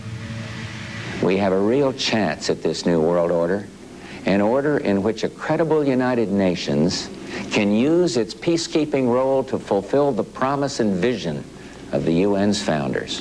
When George Bush started talking about a new world order. Okay. Now, isn't that just exactly what Hitler told the Germans? And is it Clinton, now the terminology is no longer New World Order. When Clinton did his acceptance speech, I counted it. He said global community and global investment, that means global tax system, 20-something times. International community, they use different terms. And on that same tape is the CFR meeting that we tape, but it's recorded in the wrong speed. We might get put it in fast forward and just let them see it run by and fast forward. That's okay. Yeah. We got to get, we do have, Stephen, are you with us? Hello. I guess line 2, I don't know. Let's just take a call. Yeah, take a call. Yeah. Is this Stephen? This is. Hi, Thanks for Stephen. holding so long. Yeah, thanks for holding, brother. Nothing to it. Listen, this will just take a second. I want to say, first of all, that I appreciate you guys' efforts to inform the general masses, and also that I share both of your frustrations. I do my part to keep as well informed as possible and feel a certain amount of strength from that. But I guess my only real question that I have for you, and then I'll just hang up and listen to what you guys say, is, although I manage to stay informed and whatnot, and I listen to guys like you guys, talk and read about things that say things the like, I really am looking for solutions. I wonder, really, is there anything I could do besides staying informed? Hey, there's no easy solution to there is. To defeat Hitler. We lost hundreds of thousands. We do or don't? Yeah. Go ahead, Al. We lost hundreds of thousands of. We do or we don't? Fantastic. To defeat Hitler, we lost hundreds of thousands of troops. Millions of people died in World War II to defeat Hitler. Nothing simple. You've got to stand up to tyranny, but start rebuking the university professors that say there is no bad leaders, there is no good leaders. When you see A&E or some cable channel put on documentaries where they spout that kind of relativist stuff, you call and you tell the cable company that you don't appreciate or do something. I'm not calling for sanctions here, but just start talking to your friends, start getting mad at people if they're apathetic. Talk to people, get information, study up. People all the time I talk to them, and a lot of people know what's going on. Anybody who's been in business. That's what you say. Well, no, I mean. Let me just chime in. Some First people in off, business, Stephen, let me just mention some something. solutions. Well, no, I want to mention your first comment. What makes you think we're so frustrated? Hell, Alex and I is having fun up here doing this, aren't we? Well, I mean, it is. I have a lot of angst and a lot of anger because, and a lot of fear, and I don't fear for my life, but I fear for humanity. Well, I've seen Alex get frustrated many times. Yeah, it's a little. Has even a modicum of intelligence. Well, you have to understand something. They control the media almost completely. So the mass media. That's a conspiracy. Corporations own it. Why would they want to control it? You can forget about them. Here's some quick solutions. Start supporting organizations maybe like Jack McLean. If you're familiar with his Operation Vampire Killer, to educate local law enforcement. Let me get a pen. Hold on. Pardon me? Go ahead and say that again. Okay, Jack McLean. All right. He has an organization, Police Against the New World Order. He's a distinguished police chief out of Phoenix, Arizona. He started a program 17 years ago to educate local law enforcement. About parasitic military, federal government. About basically what's happening. That's one thing. Other little things. Try to fight any type of bond issuance. You keep in mind, these guys create more wealth and power by creating debt. So if it's school bonds, if it's whatever it is, new demand tax cuts. Yeah, demand tax cuts. Here, I'll say something. Let me just fight debt. This is a consider solution. homeschooling your kids. I mean, the last Look thing, who won the spelling bee, and the NEA got. Last thing you want to do Homeschoolers are is very tie intelligent. your children to the state, to the enemy, okay? Because they're just brainwashing them with CFR textbooks. Channel 1 beaming in, Right. second period in most schools, Channel 1 beams in, at least when I was in school, and I hear it's still there, they beam in this 15-minute newscast that tells you... Let me just mention also... Give away your rights. Alex and I are both supporters of militias. You got it. You know, I mean, don't be... Now, I don't mean racist groups. No, I'm talking Those about aren't militias. Those are called Ku Klux Klan and White Pride. We hate them. My little sister's Korean adopted. Well, but they have their right to do their thing. As long, but let me just say, keep your powder dry. Fight for the Second Amendment. Fight for the right to keep and bear arms. Educate people. Educate yourself. Sure, those are all things that I said initially. Well, let me say one thing. Yeah, those. Yeah, go ahead. Okay, well, what can you do besides stay informed? Okay, well, I'll tell you right now. I'll tell you right vote? now what you do. Jeff said, watch the bond elections, fight that. You've got to fight their dogma. And I say this all the time, and let me just get this out. It'll take about a minute and a half. All through human history, ask yourself how the Aztecs or the Mayans could sacrifice up to 10,000 men, women, and children in a single day. How could the ancient Romans sacrifice people? How could the Babylonians do that? How could they do this? It was because it was culturally accepted. The cultural, the group think, the group psychology was there. If the group does it, humans, most people are followers and will follow. So they're using the media, the dominant broadcast media, not little bitty catch things like this or a little talk radio here, or a little internet here. I'm talking about mass broadcast to hundreds of millions of people a day. That's what has effect with one unified voice. We'll never get that. So we've got to start re-educating, deprogramming people that have been programmed by a society that has a cult-like mentality. We are in a false reality. And I don't mean and I don't mean that we're in a false dimension or some kooky stuff. I mean the Germans in Germany. That the world's a lie. Yeah, that's what you mean. Exactly. The Germans in Germany, most of them, thought it was just fine to kill Jews. We know that was wrong because we used to be Americans and have a base law that you didn't do stuff like that. Well, now they've devalued America. The textbooks tell us America's bad. America should go. Well, what are we going to replace it with? Germany, Britain, England, Japan? America's a good place compared to other countries, compared to Africa, compared to Eastern Europe where all the butchery goes on. That's why they keep attacking America and attacking its values and trying to set up in its place degenerate values. That the elite doesn't care about those values. All they care about is getting their minions to oppose the old system that thought it was wrong to kill people. So we are in a false psychology system. They are conditioning us like Pavlov's dogs to only worship money and then to be freely want to give up our money to the tax system so a group of corrupt interests can control it. So that's what you do. When the media whines and points to some little kid and says, tax cuts will hurt the children, you point back to that professor or you call into that media institution and you say, when Harry Truman cut taxes by 50%, not 1% like they want to do in the Congress right now, 50%, revenue doubled, the economy boomed. How about let's just get rid of the IRS? Hold on. Yeah, you got to get rid of their enforcement. But let me finish saying this. Then the liberals will say, but we don't want just out of control economic growth. That'll hurt the environment. They're teaching us just to lay down to people managing our lives. When, not a Republican, but when Jack Kennedy cut taxes by 20-something% and cut capital gains and other things, the revenue went up by 75%. When Ronald Reagan cut taxes, revenue went up 45%, but he doubled defense spending and the Democrats increased their spending. If you get a raise at work, that doesn't mean you can go out and buy a car you can't afford. See, it's a lie. Your money, you getting more of your money will help the people around you because you'll go spend your money at stores. Hold on. That's phony. Let me just get this out. If you keep more of your money, you will be able to go and spend your money in stores, buy the services you want, put your kids through college, control where your kids go to college, put your kids in private school if you want. They don't want that. They want control of your life, and the money they give you is fake paper anyways. And let me just... So refuse government across the board. Government's going to take over. It's not a question of that we need some government. Government is going to take over everything. Going to? It has. In 19 years, everything's going to be federal. But let me just mention, think about it. Tax cuts are not an answer.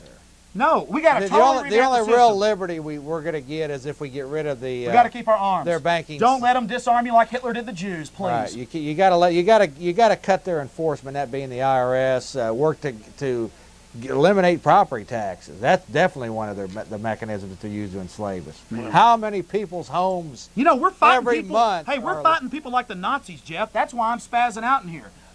Okay, let's read that up there. Abolish fractional reserve banking as the debt is paid off. The reserve requirements of all the banks and the financial institutions would be raised proportionally at the same time. That monitor's across the room 20 feet away. Yeah, it's hard, well, my eagle vision can handle it. But anyways, listen, people, we are maniacs. It takes people that are different to go against the norm when all the sheep are running into the slave pens where the Judas priest is slaughtering your asses. Okay? We're trying alive, baby. Yeah, we're trying to shake you, wake you up. And I think this show is fitting, what is it, Scott? Stephen, I'm sorry, Stephen. I think the show is fitting that this is just 3 days after their little show on July 4th, you know, where they can, you know, the best slave is one that actually believes he's free. Did you see the fireworks display? It was the worst one I've ever seen in living in. No, but do you agree that the best slave is the one that actually believes he's free? I'm not knocking the fireworks display. I'm not talking about. But it was terrible. They get worse and worse and smaller and little bitty fireworks each year. So they're giving the slaves less fireworks. Yeah. Listen, Mom, just a small thought, and then the Austin American Statesman, then the Austin American Statesman said openly in there, Jeff. Guess what it said? It said that it was the best ever. Yeah. Well, the best slave is the one that actually believes he's free, Stephen. Keep that in mind. Yeah, all the things that you guys have said, I've kept in mind, and you're really telling Noah about the flood on all this stuff. You keep using examples of why. Well, everybody out there isn't Noah, my friend. Everybody out there isn't like you. Let me finish the question. Sure. Go ahead. Because I never have gotten a chance to. I'm sorry. The entire question is, and it's a real simple one, is what is the solution? What can we do besides be informed, make other people informed, and vote? There has been an absolute shift of power to the other side. Okay, let me answer short, briefly. Really, of some sort of revolution, which is never going to happen. Let me ask you something, Steve. Is the pendulum going to swing to that side? Let me just mention to you, Steve. First off, I for one believe voting is all but out. We've got to fight their propaganda, man to man, person to person. Get in cells, get in groups. That's really about all you can do right now. Is inform yourself, try to get others informed, keep your powder dry, support groups that are true patriots. Yeah, we're Jews inside and that's Germany. That's about all we can do. We're Jews inside Germany. At this time. Hey, we're Christians. Time. We're Christians inside Rome when Nero's running things. We're that Inca princess fixing to be sacrificed in southern Mexico. At this time, I would say that's the bulk of all we can do. Yeah, I mean Wouldn't you say that's really at this time? We're in Rome. We are in Rome. Yeah, we're in Rome. They've got the sports going just like they had the gladiators. They let the slaves entertain themselves on vacations and trips, and they give them fireworks on July 4th. They give them the Dallas Cowboys and the Houston Oilers.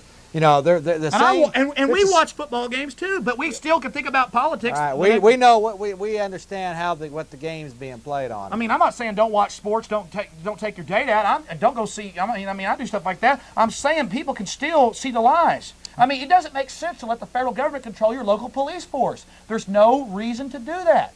We have to have an entire show, and I'll probably do that within this next month on just solutions. That would be great. Okay, you got it. I'm going to do it. Right. Alex, Listen, I want your help on this. Give us a call in the comment line if you have any other solutions that we might use. Yeah, and if we could, your producer could put up my comment line too. And we'll get together and we'll have a show on solutions. Great. Well, I appreciate and your organizations that I believe that are fighting for solutions. I like John Trockman's Militia Montana. I like Jack McLamb's Operation Vampire Killer. There are groups out there that are actually doing things, and it's working. International Rights. Well, Foundation. what McClam is doing is absolutely key. Educating the enforcers. Go up to police in a nice way, dress nice. When you see them at a store, say, "Officer, please stand up for people's individual rights," because a lot of cops, I've read their literature, they know what's going on. They are very, very frightened by it. And I'll tell you something else, Stephen, too. Stay out of a lot of these mainstream churches, because if you understand how the slave masters work, they themselves know that a lot of people are getting frustrated by politics and the economy and all of this kind of thing. So what they've had to do is they've had to find another forum for them, and that being organized religion. There's no question that the World Council of Churches and all. Religion's a great way to inject that stuff right into the vein.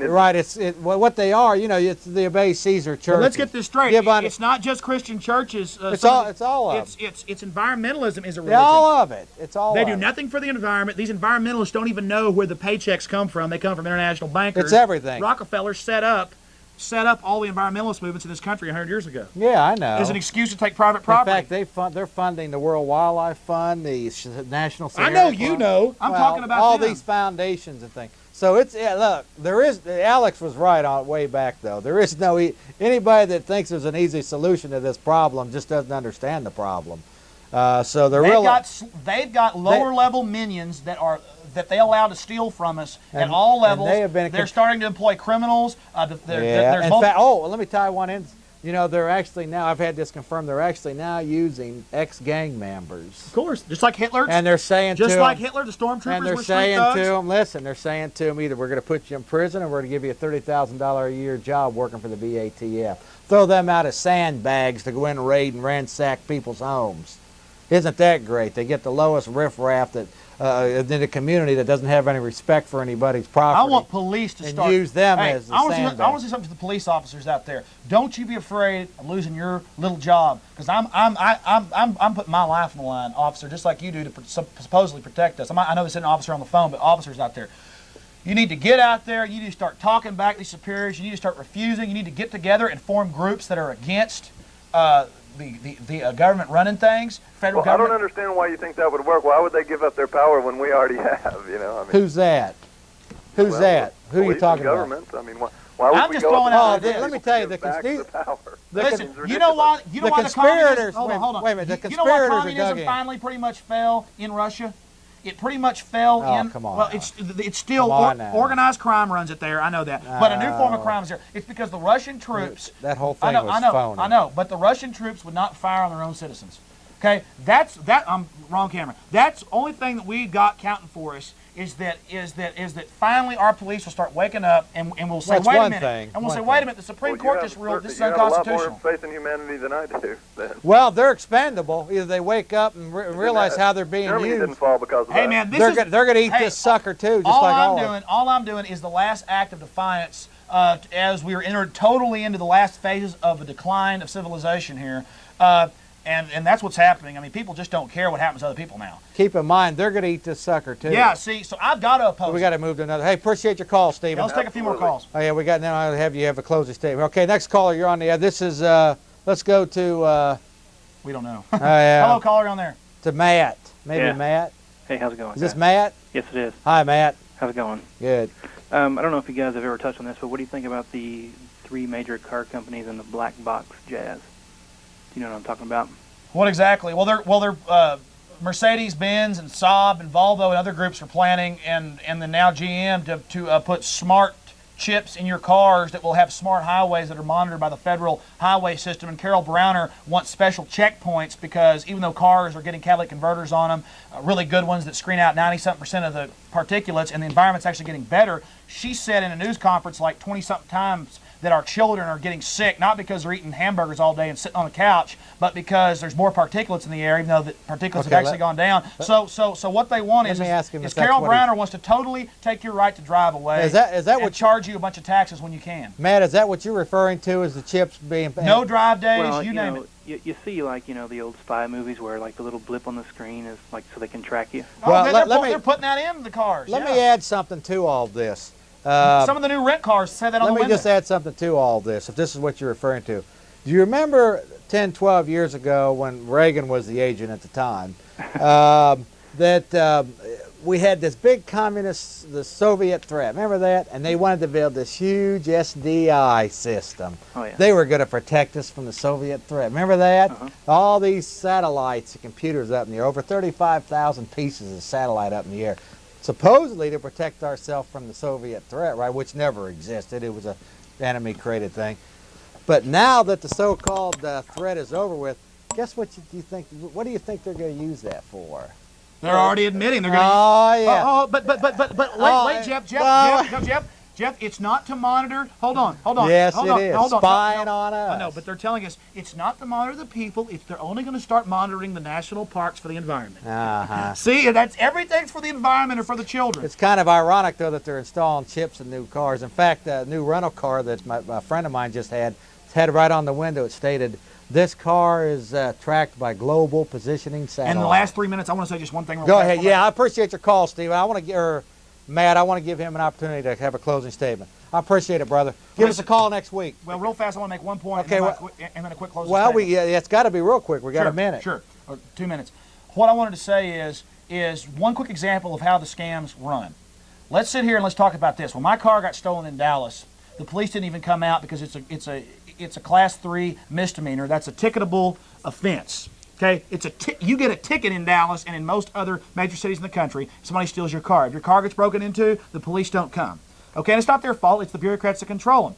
But they're going to put smart chips in the cars because so many cars are being stolen. We need to have chips to track them. They're not, when they put these chips in the cars, what they're already doing, they're never going to, that satellite's not going to be diverted from its orbit to follow where that criminal has that car. See, they let the criminals Supposedly out. the criminals should be in jail. Yeah, see, it's a big scam. Yeah, well, listen. No, go ahead. Jeff, I appreciate you having me on the show. Well, go ahead. You got a final closing comment? Yeah, guys, listen, I'm a maniac.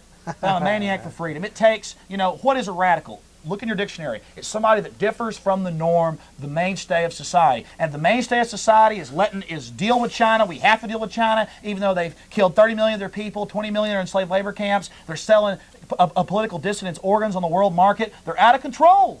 Okay, we're dealing with the likes of Hitler right now. And professors and people can make excuses all day. We've got to stand up. We've got to do something now. That's all I have to say. Let me just mention one thing quickly here. Pete, we've been talking about the China labor camps. Do you realize we've got the largest prison population right here? Yes. And there's all kinds of political prisoners in there. So per capita, let me just mention this. So instead of being diverted all the time to China, we better look at what's happening right here. I agree. Okay. But we That's it. We're out of time. I appreciate Alex Jones. Yeah, I'll see you this Wednesday with Exposing Mass Media from 7 to 8:30 p.m. Yes, and then Thursday. And I appreciate y'all. God bless.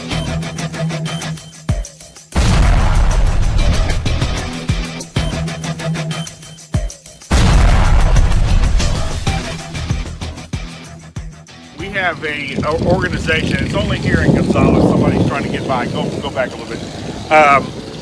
We have an organization here, a nonprofit organization. It's Gonzales Association of Patriots. But every month we do something really good for some lucky person or people. And when we had the hurricane down there, boy, did we, that was a lot of money. We usually don't go out of Gonzales, but that was a little bit, to see those people in the trailer parks and stuff really hurting and stuff, we went down there and helped them. Okay. And but we're going to help a real nice elderly lady. She barely makes her bills, Peggy, so I know she's going to be appreciative of the $100 that we're going to give her. And so let's go over and surprise her. We've already mowed her yard, so she'll probably tell you thank you about that. But then we're going to surprise her. Okay, great. Here's what you're getting this month.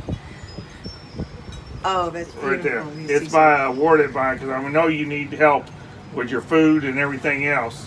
So that's from the Gonzales Association of Patriots. We always try to do something good for somebody every single month. We try. I love you, Mike. Great. I love everybody. Thank you. Thank there you go. Everybody. Buy what you want with it. Buy you something nice once in a while. I love you, Mike. Yeah. God bless you. People donate money to us, and that's how we get this money. Thank you. So if anybody, wants to know more about our organization, we're here in Gonzales, Texas at P.O. Box 481. Thank y'all very much, and God bless everybody that helps people around that are in need. God bless y'all. Okay, we'll see you next time, Peggy. Que pase buen día, señora. Gracias.